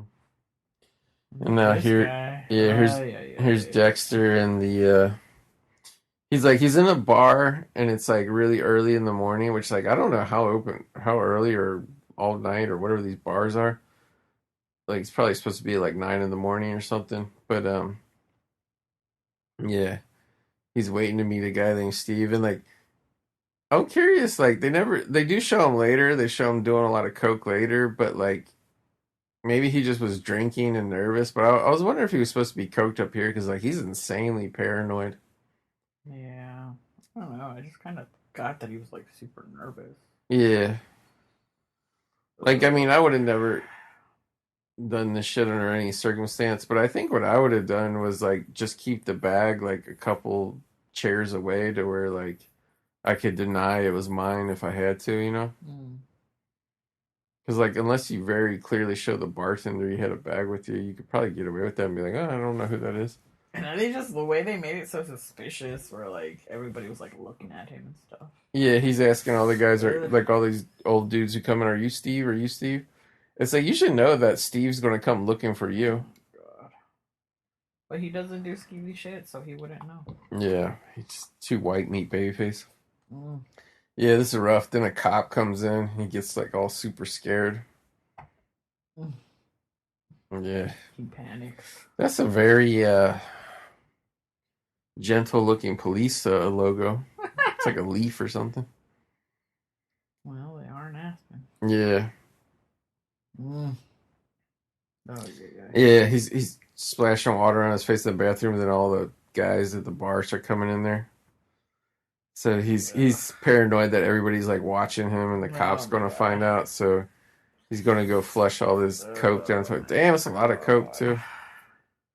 All of a sudden, everybody's got to take a shit and get in the stalls. I mean, it's not funny because I feel bad for the character, but She just walked out as soon as the cop walked in. Oh my god. Yeah, these guys aren't even cops, and he's like, "Go ahead, frisk me, blah blah." He's all fucked up. That's why I think he was high. Like besides drinking. I mean, they never showed him doing it before, but like, I mean, yeah, later on. Later he on, does, he becomes a cokehead. Yeah. I mean, I guess he could have been, and they just didn't put it in. Yeah. Then it turned out the cop was just there to have breakfast. Mm-hmm. He like doesn't even look at him when he walks out. Mm-hmm. And then as soon as he just like flushed the coke down, like 30 seconds, all of a sudden Steve comes up. Oh, hey, you got that package? Steve looks like a swarthy French Canadian motherfucker. I gotta say. Yeah. Now the drama's going to come into play. I think that's what made this hard, was that like, because at first, like the beginning of it, we weren't really like saying much, but like then all of a sudden everything just starts snowballing, and it just gets like, like, it's a fun buddy like road like adventure movie, and then it's not. Yeah. Like shit's gonna get real here soon. And now here with her, like she's upset because. Yeah. I don't blame her. She has a right to be pissed. Yeah. I had a private lesson all night. It's like, duh. It's like. She knew right away she was with her. Yeah. He was with her. Yeah. He's like, can I explain? It's like, what are you going to explain, dude? Yeah. She hired me for the day and night. Yeah. It's just kind of like, yeah, dude. It's like you could do a skiing job and not be a gigolo. You had a good woman invested on you, and you just had to be King Chad. See, that's what I'm telling you. Yeah. He's just so like self-involved that he just doesn't care about anybody around him. He's fucking too busy trying to fly up and down the slopes, having that John Anthony lifestyle in Aspen. No, don't buy it, lady. Although I gotta say, for him being like the star of the ski resort, I like this part. Yeah. Yeah, she names him Aspen Citizen of the Day. That's a gimmick she does. Ladies, if you got a big house and lots of money, he's available. That's actually kind of true, to be honest with you. That's what you get, sucker. He deserves it. Goodbye. Go away. Yeah. Because she's kind of like a townie, like kind of like local. Mm-hmm. But she sees all the flash and the partying and bad shit that people do there. So. She knows what the out-of-towners come in for. Yeah, it's like the what do you call it? What happens in Aspen stays in Aspen type bullshit. She knows they're hit it and quit it. Yeah, hit it and quit it. Yeah, this is where shit gets super sad. He's driving home. It's like, country snow road, and then he finds Dexter running along the road all beat up and naked. They stripped all his clothes off and beat him up. He's butt-ass naked, too, in the snow. I'm surprised he didn't freeze to death. Oh, my God. Yeah. Yeah. Yeah, like, he has, like, tattoos and shit. And I'm like, was that just, like, the stunt guy? Or is that really the character has them tattoos? Yeah, he's embarrassed. He doesn't want TJ to see him like this. I think he was saying get out, like go away, like he thought it was still the guys chasing him. Yeah, he was just paranoid. He's all like bloody too. He fucked up his face, everything. I just feel so bad for him. That's why it's really like what happens to him that makes me dislike the guy. Yeah. So basically, you blame all this on TJ? Yes. I don't know. He made Dexter pick up his life and leave Detroit, where he was perfectly happy, fixing ski chairs and being from Detroit. Yeah. So now he owes $10,000 when he was going to get paid $1,000 to do it. He says they're going to kill him. And again, like, it's going to make TJ become more of a fuckboy because now he's got to go ask Bryce for the money. Yep. Well, good. He should. And then he has to pay it off by slinging that dick. So good. He caused all the trouble in the first place. which I guess is like Robin already broke up with them, so I guess it makes sense that he's just going to go to a sugar mom. Yep. And he pretty much like moves out of the caboose. He has to agree to become like a full-time gigolo cabana boy now. He just walks in and says, "My friend's in trouble. I need $10,000." Yeah. Is that an apology? You think he would have had like some money saved up though from like becoming the star instructor? Like those one people, like I get they were probably the biggest high rollers there, but those one people gave him like $1,000 by that. Like unless he just had to use all that money to pay all the bills and shit. I like how she just conducts her business at home in a bra and a cardigan. I know she got a cardigan, wide open, lingerie underneath. I guess she was like a work at home person, so I guess you could get away with that. It's just funny because I've never seen that in anything before. So yeah, he goes and pays this guy off. Says, leave him alone. This is what he owes. Yeah.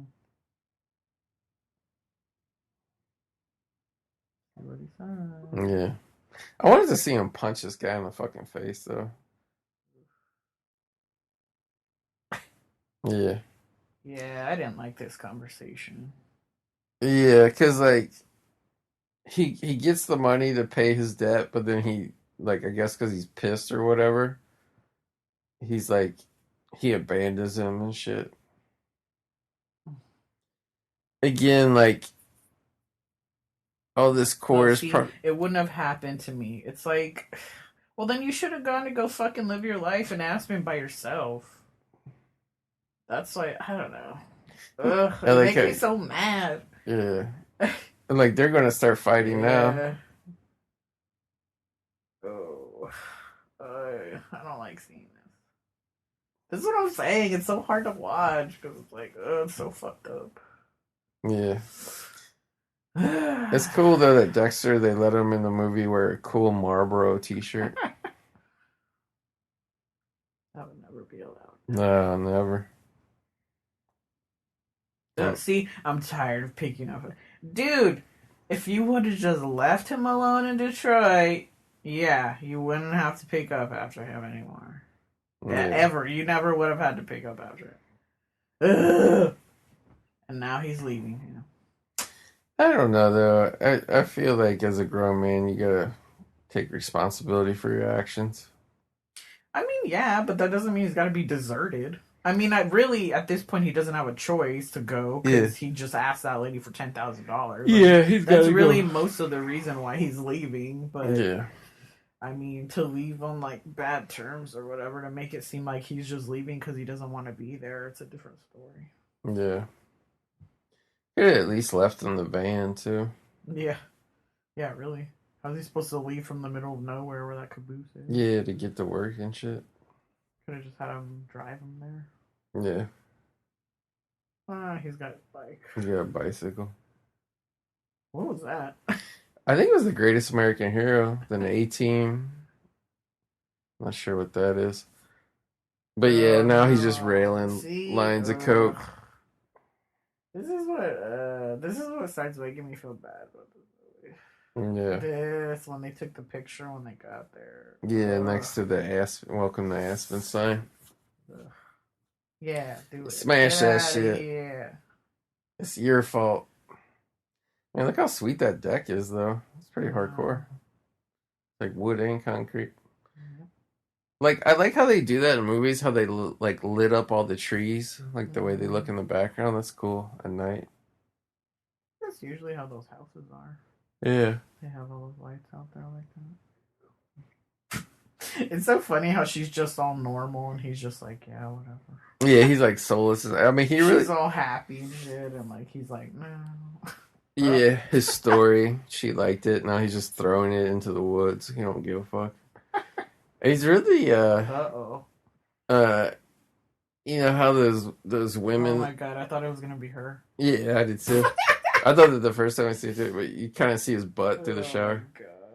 You know, like those women that get all used up, they have what they call the 1,000 cock stare and all that shit. He's kind of like that. He's kind of has that man whore his soul has been stripped away from all the gigolo sex. But I mean, I gotta say, like, whatever, like, it's not really like she like used him that hard. Like, he could have always said no to her. Yeah. And that's why it's worse. Look at those cookies back there. Yeah, look good. Yeah, this is why Robin is the saint of Aspen. She shows up in the middle of this caboose. She could have been done with both these guys. Starts throwing out all his He's got tattoos. Yeah, he does. All his barbed wire. I think they're fake though. All his beer and all his liquor and his cocaine and shit. And she's going to get him jogging and getting back in shape because she realizes how much of a sad loser he's become. Damn, he had a ton of that shit too. That was like a giant thing of powder sugar. Yeah. Oh my god. Dang. Yeah, like their shower. It's just like a little booth. Dang. You would never fit in there, dude. You don't think so? No. I'm probably the same size as Peter Berg. It'd be tight. There's somewhere recently we stayed. I was like all cramped in the shower. But she makes him shave. She almost got the shampoo in his eyes. Yeah. It's like all on his shoulder. Yeah. She says, I met two guys and I liked them, but I hate what happened to them. Yeah, she's got to get him. This seems like it would be hard trying to jog through this thick ass snow like this. Like you would be twisting your ankle everywhere and shit. Well, he's doing it. Yeah, he's huffing and puffing though. Trying to get that shit out of his system. Yeah, trying to sweat out all the drugs and shit. How come there was no captions on that? Weren't they talking to each other? Yeah, I don't know. It might have been somewhat intelligible. Oh, now he finally hears her skiing, and like the chick that's doubling her, like the wig is so obvious. I guess they do show her supposedly. Yeah, she was a skier, not like championship level or anything, just a casual skier. Whee! Yeah, Dang. he's back on the Crazy slopes tricks. kicking ass. Well, there's that spot again. Yeah, that shot where you can see the town down there. It looks so weird because it looks like they're just gonna fall down. Fall off a cliff down the thing. I don't know what's with this weird, creepy butler or mannequin or whatever it is in this mansion. A zombie. Oh, there's two. There's like a conductor one and like a butler one by the front door. Yeah. Look at his dumb clothes. He looks so dumb. Yeah, I mean that's obviously the point. He's like he is literally Knuff in his new life. TJ is. I'm not sure if that's the proper pronunciation or not. So it looked on all the dumb shirts all the dumb guys were wearing. His hair's even like extra feathered now. He's such a fucking himbo. Oh, excuse me. Yeah, he's going home to Detroit. It's 8 p.m. It's time for bed. Yeah. I mean, it's not 8 p.m., but yeah, it is time for bed. That's what it feels like. Yeah. It's 10:48. Oh. I guess it's not that bad. Yeah. I was pretty dragging ass before we started. I was like, oh, I don't know if I can do this, but once the movie started. But yeah, like, before he leaves, he wants to win the Powder 8. And like this is where the movie starts getting hopeful, inspirational again, and the guys are getting back to who they were, and it's like this movie's really gonna set you up, then punch you right in the fucking nuts. Yeah. But yeah. So are you ready to see some more hot Peter Berg flicks? I guess. I mean, he doesn't play any other characters like this kind of doofy, but he does play other characters that are similarly lost and endearing. I just think he's a great director now. Like he turned into a director, and I think he's made a handful of really good movies. I don't know if I could watch him play a character like this and get like torn down again. Yeah, this one is like I know some like, oh god, it's making me dizzy. I know, spinning around the rose. There's like sometimes when we watch the movies and I'll like tell you like, oh, when are we gonna record this one? I haven't said anything until recently because I just you didn't want to relive the trauma. it's just so like it literally. I did tell you that I feel traumatized afterwards because I was just like, that was like some fucked up shit, man. Like the most traumatic New Year's Eve movie possible. it was. I think it's just because it like the movie was totally not what I expected. Like I thought it, like I said, like I thought it was gonna be like an extreme sports movie. You know, like I thought it was gonna be like Airborne or something. Yeah, like I didn't know all this like dramatic stuff was gonna be happening. Yeah, and then like. I mean, in general, like I get attached to characters and people and stuff. Yeah. But even more so with this one because of the way he played the character, it was just so like, oh my gosh, like. Yeah, like I don't know, like I think he is great in it, and I think he is kind of like, obviously the movie is written the way it's written, but I think telling him that he wrote his name on the list. Yeah. To let him hire him. Yeah. But I don't think it would have been the same if they would have cast somebody different. Yeah, because he's just got that look. Yeah. So what was those things again? They were like transponders in case like they got lost or whatever, or like got trapped somewhere, like the rescue team could locate them. Which I'm sure they're wearing because of what happened last time where TJ fell down in the cave and shit. Yeah. But See, he even says, I followed you around for the last 2 years and there's nobody else I would have rather followed. Even he knew he was just following him around. But can't believe 2 years passed in this movie. I know, that's what I was saying. It was over a long period of time. But yeah, so basically what's going to happen here is like they're going to be practicing for their run and shit and just... Which is weird because they're practicing for the powder 8, but not once do they ever do figure 8s. Yeah, like they never do like the actual 8. Yeah, like I thought that was weird. Yeah. Oh my gosh. But yeah, they're like way up high and like it's really no. It's got like that. Look, it's like blue right there. The blue like glacier ice. Yeah. Holy shit! I just noticed. Oh, it's like all up the mountain. Yeah, it's on the side of the mountain. Holy shit! Oh no, here it comes. Yeah, here's where the avalanche starts. That it starts cracking. It's like the part that they're not at. So it like wasn't their fault. It's just something that was forecasted to happen. Because later on, TJ says, "Damn, like I could have just called in and got the avalanche report." But like, yeah.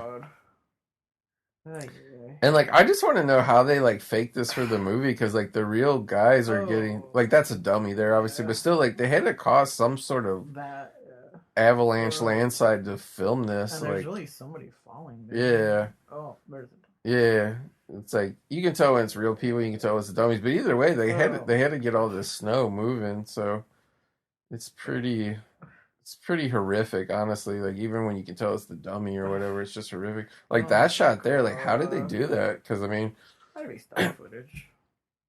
But it's like so clean. Like you know how you see stock footage and it's slightly older and you can tell. Like this looks just like visually, like the quality of the film looks exactly like the rest of the movie with all the other shit. Well, if they were there for they might have been various parts of the year, they might have just had time to film an avalanche. Yeah, that could have been. If you can track them, like you can. If there really is an avalanche report, then like yeah, I guess you could. But honestly, like because I always thought the avalanche that they had in Triple X with Vin Diesel was pretty awesome, but this one's like way more real looking. And I think a lot of footage is real, and like it's more impressive than the CGI one that they had in Triple X. There is a Hallmark movie about all that. Like this girl, the movie, she's like, she has to read this on the radio. Yeah, she's reading over the radio, and she reads that Dexter died. Oh, it's the first time she's learning about it. Yeah, it's a good piece of acting here too by Terry Polo. See, it's so sad. It makes me want to cry down. I'm not even watching it with sound. It's like I can't take this. The most likable guy in the movie got killed. Yeah. And then this. Oh god, they just like shipping his coffin back to his hometown at the airport. It's too much. But that's good drama. That's That's like Cody Rhodes losing every time he tries to get the belt, but not you when always... you don't expect it. Like when you're watching wrestling, you expect it's gonna be either really good or really bad. With this, I didn't expect that. I thought it was gonna be a fun, action-packed extreme sports. You didn't think they were gonna kill the only likable person in the entire story. Yeah, seriously, like legit. That's really what it is.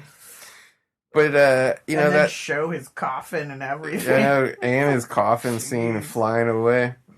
But that's the difference between movies now and movies 30 years ago.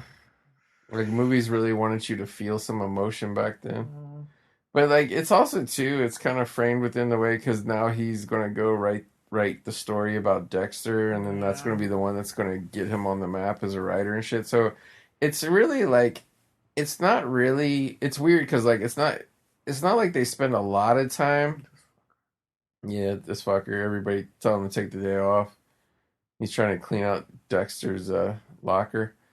But it's not really a movie about skiing as much as it's like really a movie about growing up and like his writing, like the shit he went through, the tragedy he went through, that finally made him like a good writer. I mean, he was a good writer to begin with, but it's like, you know, that shit.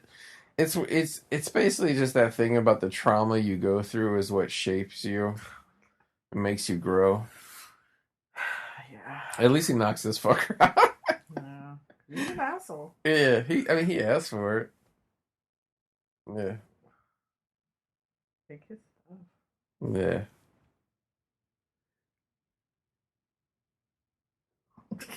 Here, Now you won't be starting that shit. Yeah.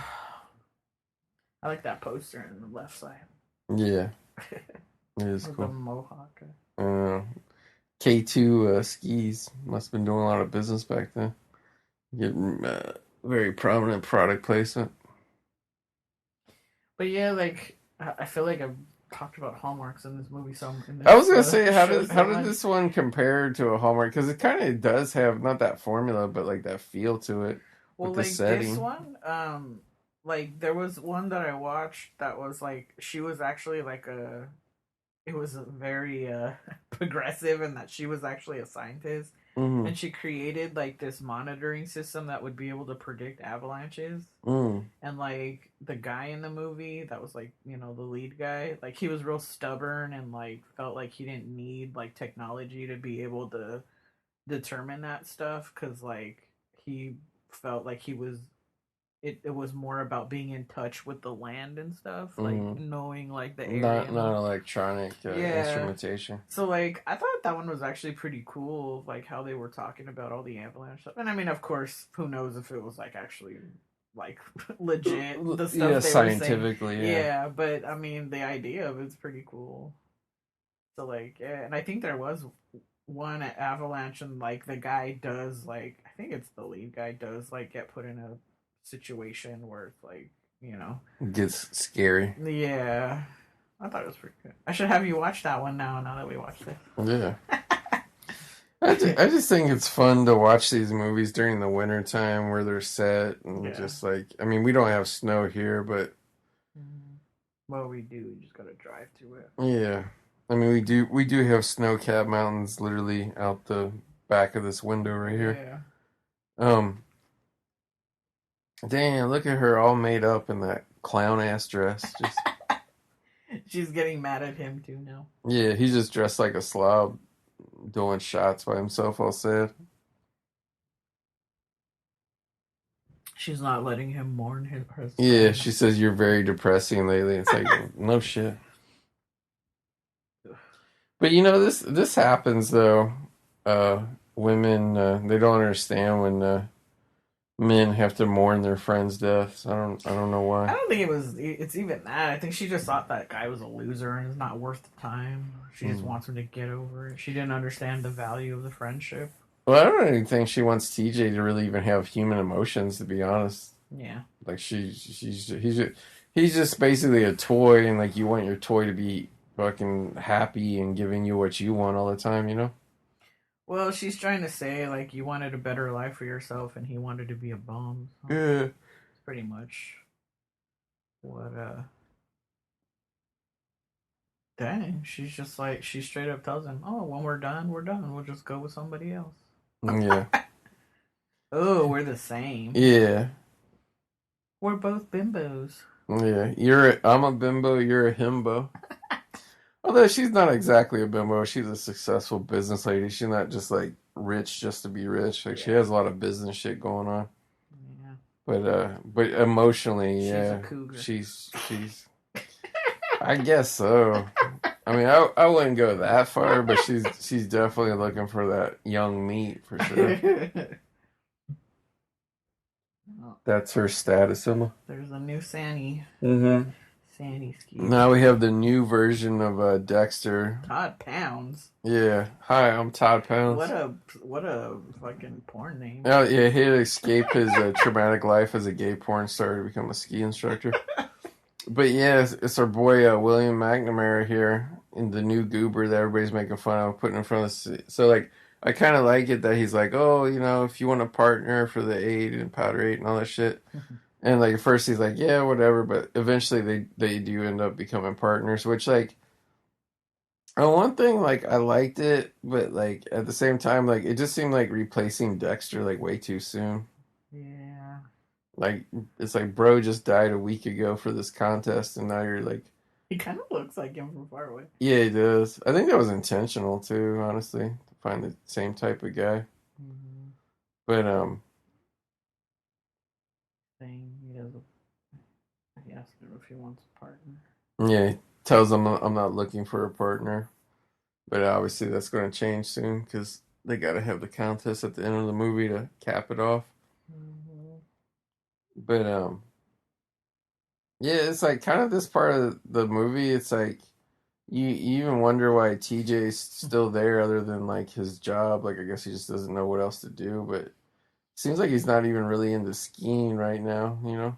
Well, he ain't got anything else to do. He killed his friend. Yeah, I mean, his writing career hasn't really taken off or anything.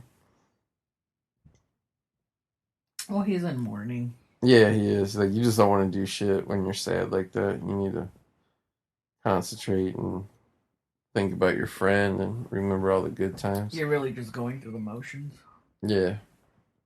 Oh, there he goes again. Yep, he's up on the Avalanche warning place.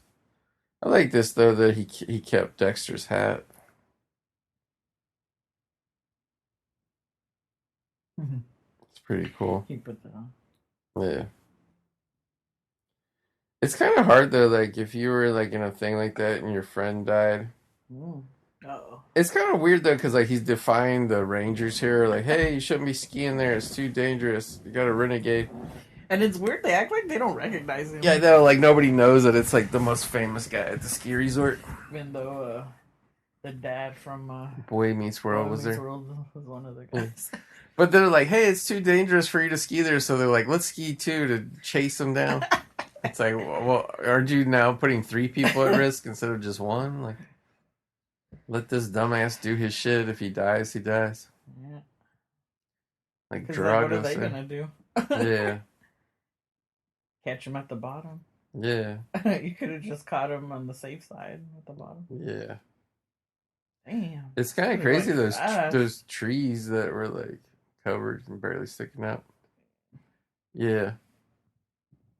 I kind of feel like this scene is kind of just like some bonus skiing because they had to get all the drama out of the way.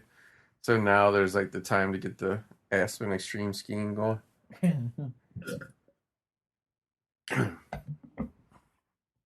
They wanted you to feel the freedom that he was feeling. Yeah, because he's like I'm gonna ski this shit for Dexter. I'm gonna make it to the bottom for him. And he's just fucking being reckless now. Look at that, just flying down a cliff. That's awesome. There's like so many shots where it looks like they're gonna crash into trees and they don't. Yeah.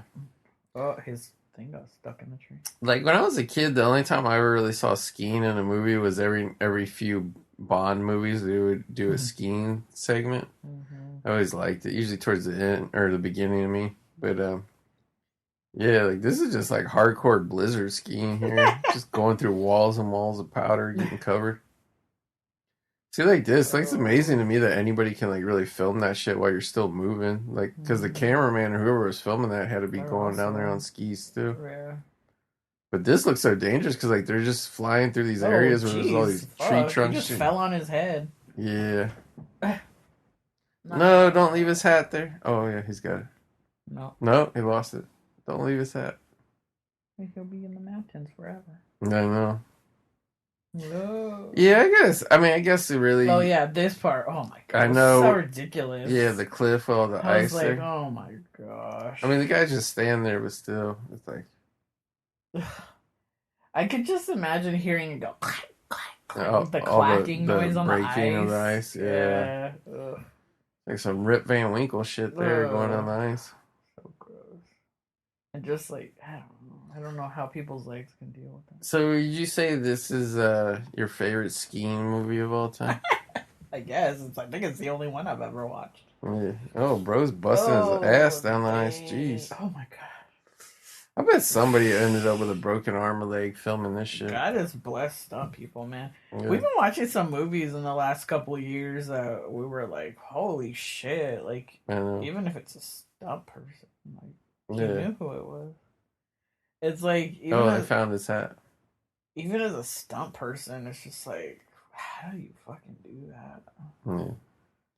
Yeah, the boss tells him I'm supposed to fire anybody who skis out of bounds. And he's like, how do you want me to handle this? He's like, any way you want. Because like, he just don't give a shit anymore. Look at the snow outside. I know, like, I like these shots where they're like in buildings where you can see all the slopes and stuff outside. It's funny that they have him in the shot with a picture. I know. He tells him, take me off the poster. Yeah, he just asked him, he's like, just get your shit straight. Because it's like, it really seems like up in the air, like the way he's playing it. Like, you really don't know which way he's going to go. Yeah. Well, he said, like, I don't know how to deal with this, but at the same time, it's like he knows he's the best guy they have. Yeah. So it's like he doesn't want to just get rid of him. Yeah, he'd prefer not to lose him. Yeah. Yeah, and this is when he starts writing the story about, Dexter Rutecki. Like, who he was as a person, how he lived his life. He's back in the caboose now that his sugar mommy kicked him out. Oh, he left. Yeah. He's gonna send it in. Yeah, to Powder Magazine. That's interesting. They're located in Dana Point. Yeah. That's a beach city. Well, I mean, Extreme Sports Publishing, you're not going to be making the magazine up in the mountains. I guess. I like this too. Like, we said this too. We're like, but he goes to the mailbox and it's like, it's like in a fucking river. Like, it's just like, how does the mailman get there? Look at that. Yeah, it's nice. Lake. But yeah, and then it just cuts to, probably like a couple months later and the mailman comes. Legit rural, man. How's that mail not gonna fall out the window? Like, they usually have one door open, not both. I just noticed that. Well, he gotta open it up so you can see him for the movie, Yeah. They just filmed him through the window. Nah, you wouldn't have seen it as good. For the camera close. I like these like raggedy ass sweatshirts he's wearing. They had those the whole movie. Yeah. Both of them. They just him and Dexter just wore shit to. Look how funny the names on the box. They look all old and aged. Yeah, Rutecki. Well, I mean, technically they lived there for like 3 years at this point, so I guess you could. I guess so. But it's funny, like, wouldn't you just have the number there? Would you really need to put people's name there? Yeah, Aspen Extreme, written by T.J. Burke. That's the article, Powder Magazine. So that's where the name of the movie comes from. Genius. Yeah, and they got the picture of them by the Welcome to Aspen sign. Look how he's standing. He's standing so funny. Yeah. Yeah, and then Terry Polo reads it. I heard fire. Yeah. I gotta say, like, maybe it's just like how you said, like, oh, like, this movie wasn't anything like you thought it was gonna be or whatever. But, like, I just wanted to watch it because it was Peter Berg and stuff.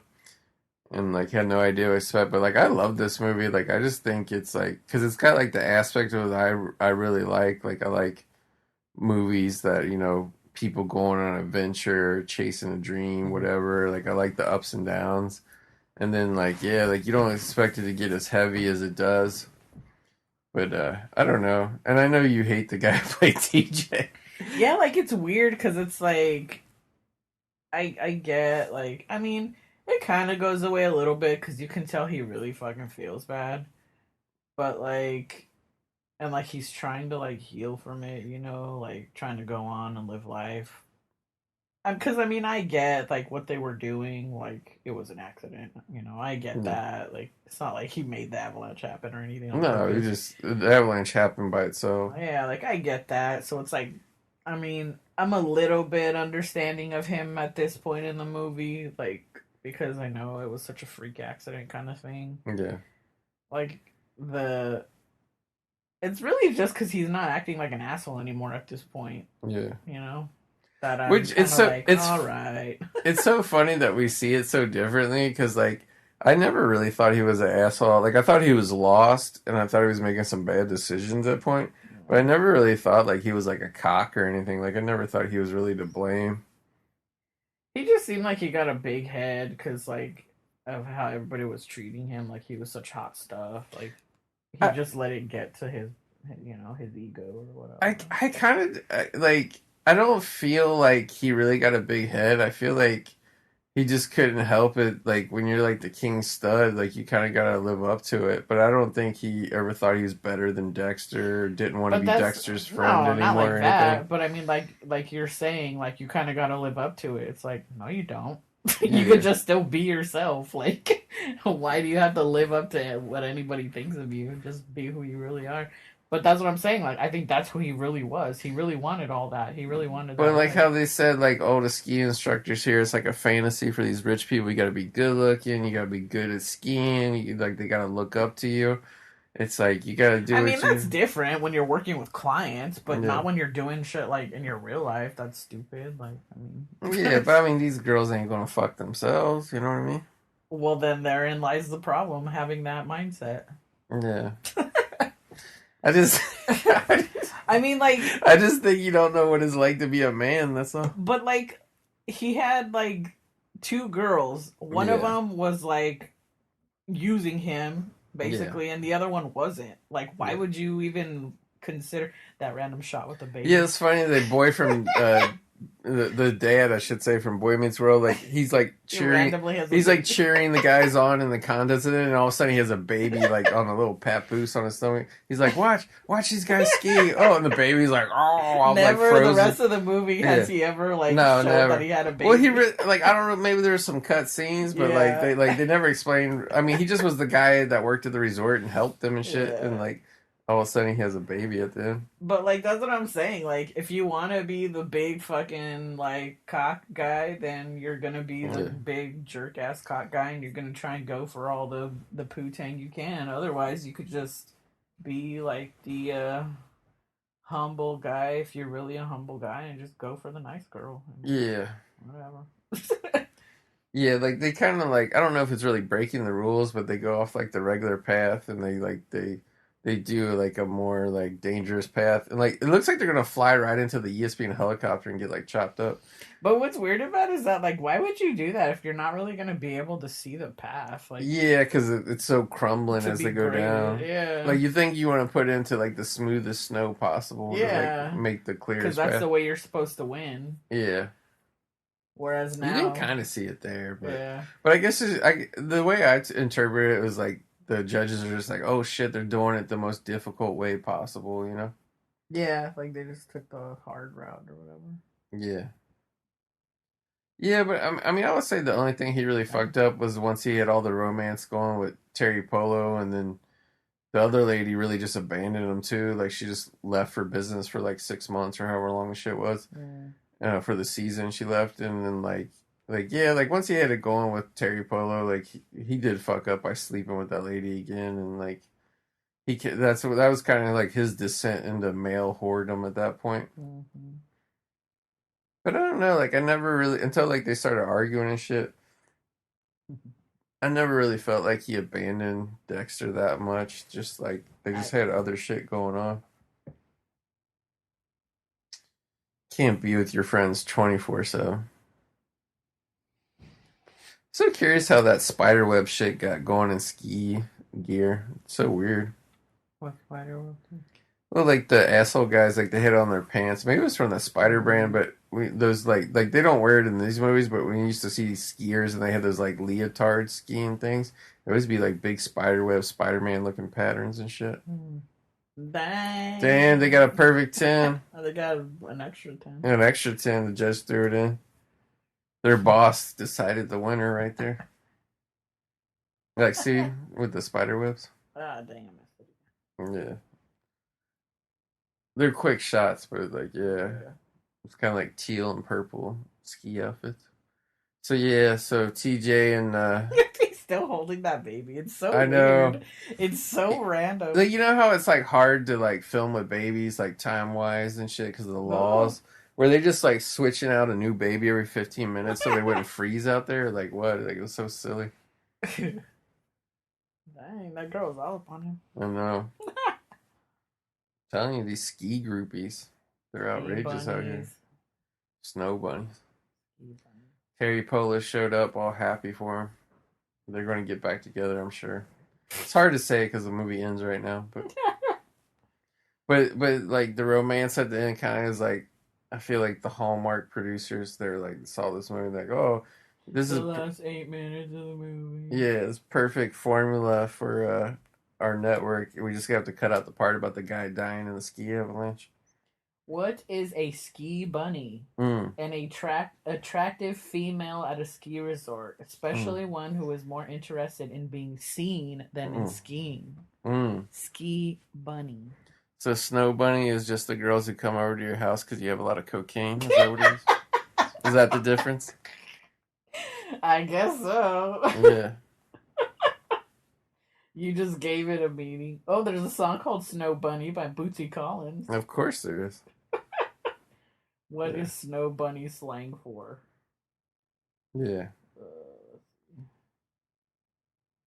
Well, Urban Dictionary also has Snow Bunny as a girl that goes to the mountains to wear cute ski or snowboard clothes to drink hot chocolate and hit on the hot ski lift boys. Damn.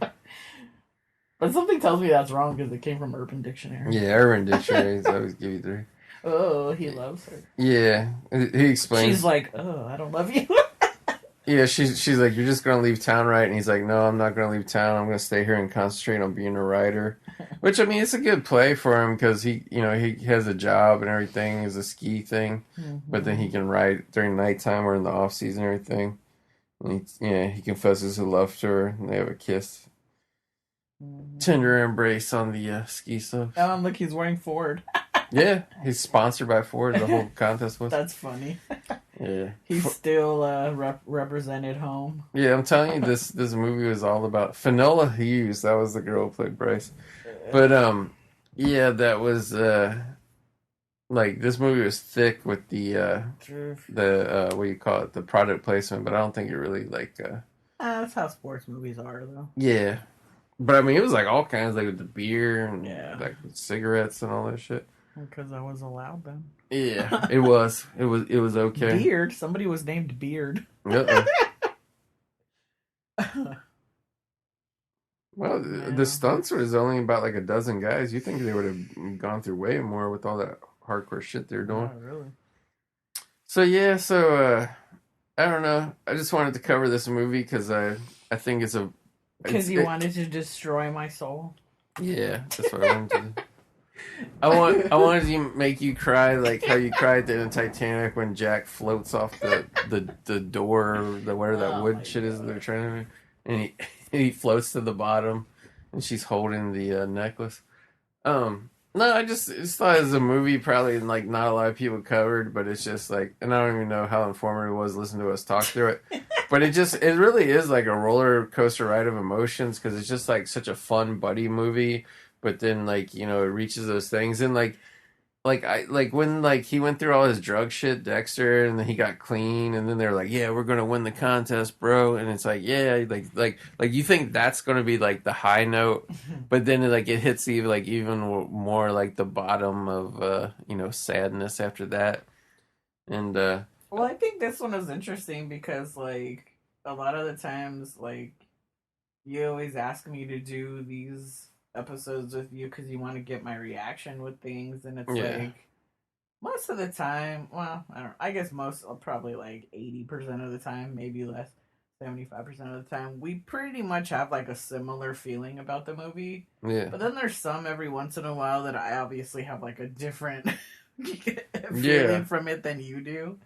So it's like with this one, I think probably we really are like have completely opposite like Yeah. thoughts about this one, which is fine. Like it's I'm interpreting it from a female point of view plus my point of view, which is usually abnormal from just everybody.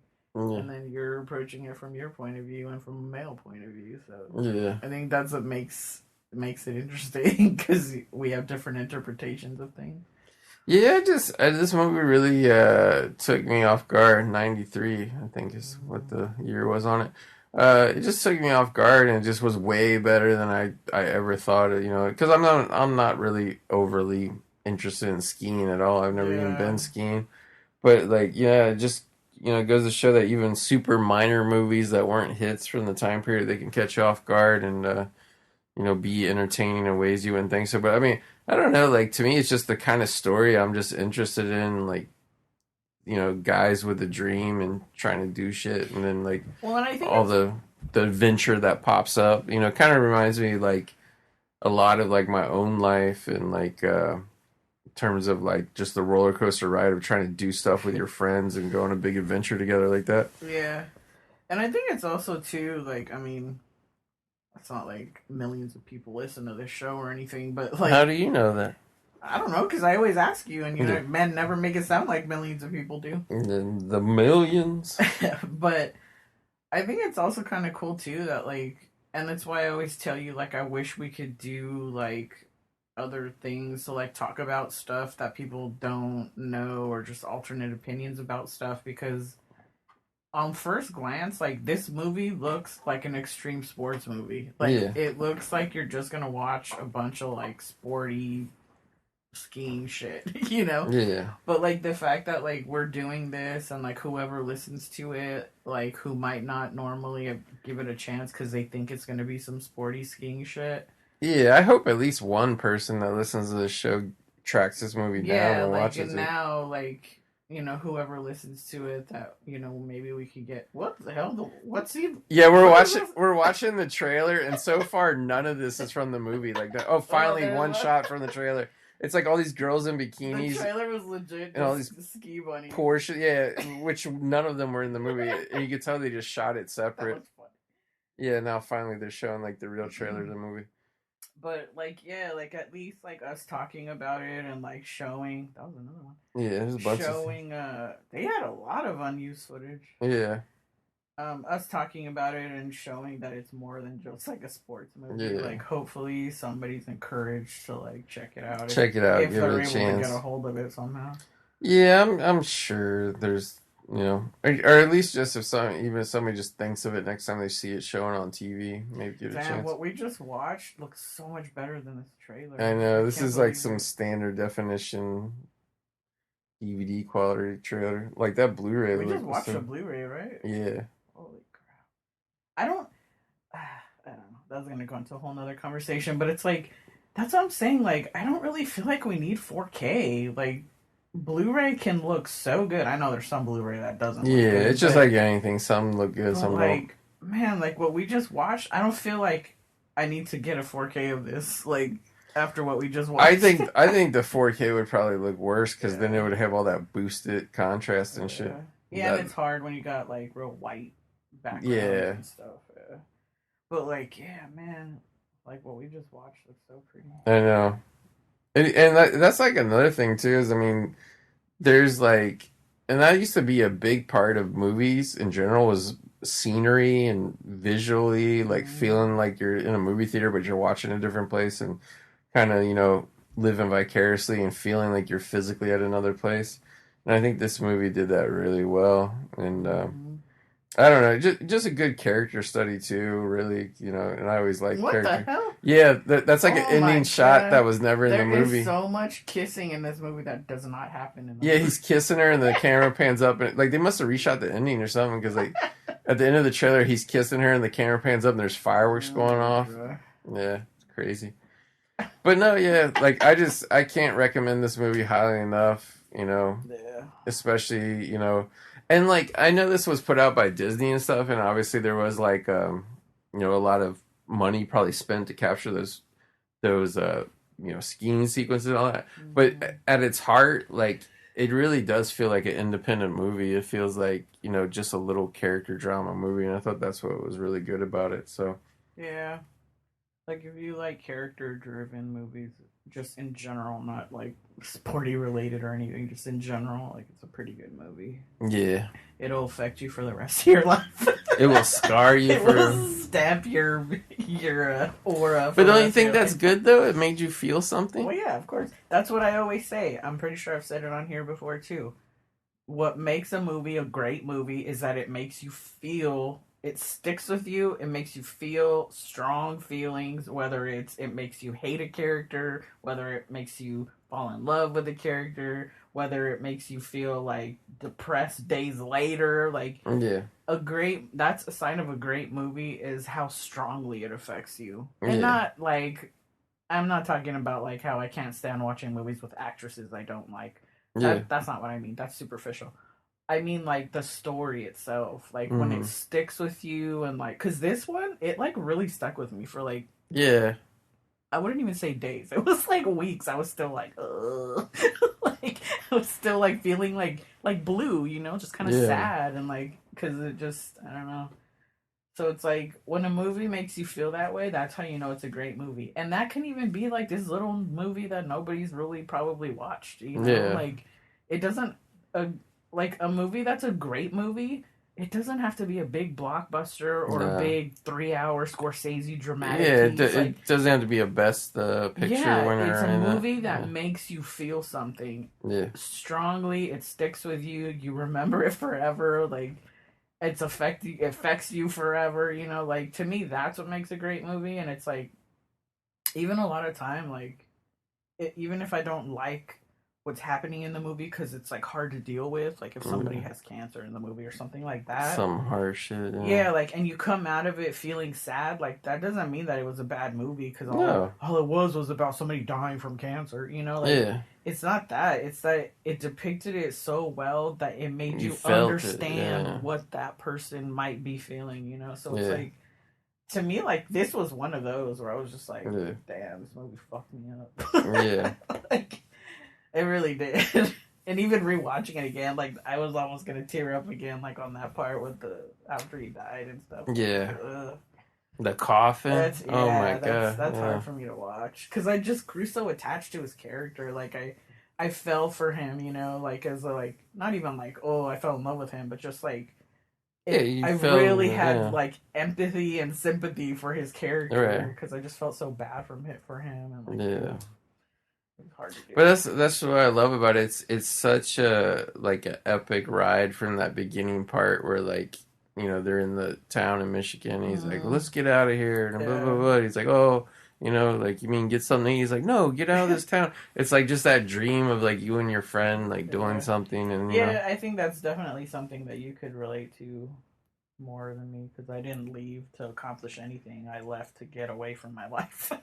From the hard life I felt like I was experiencing. But like I think you definitely could relate to this a lot. For sure.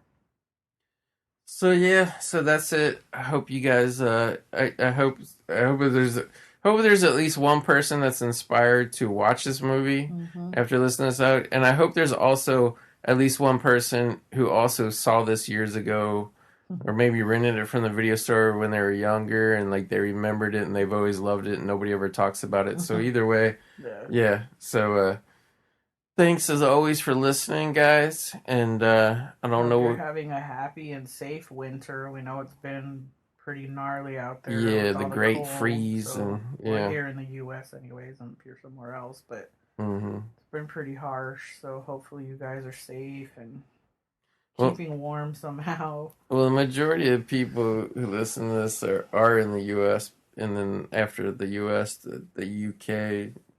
So it's pretty gnarly weather-wise over there, I think, this time of year. So Yeah.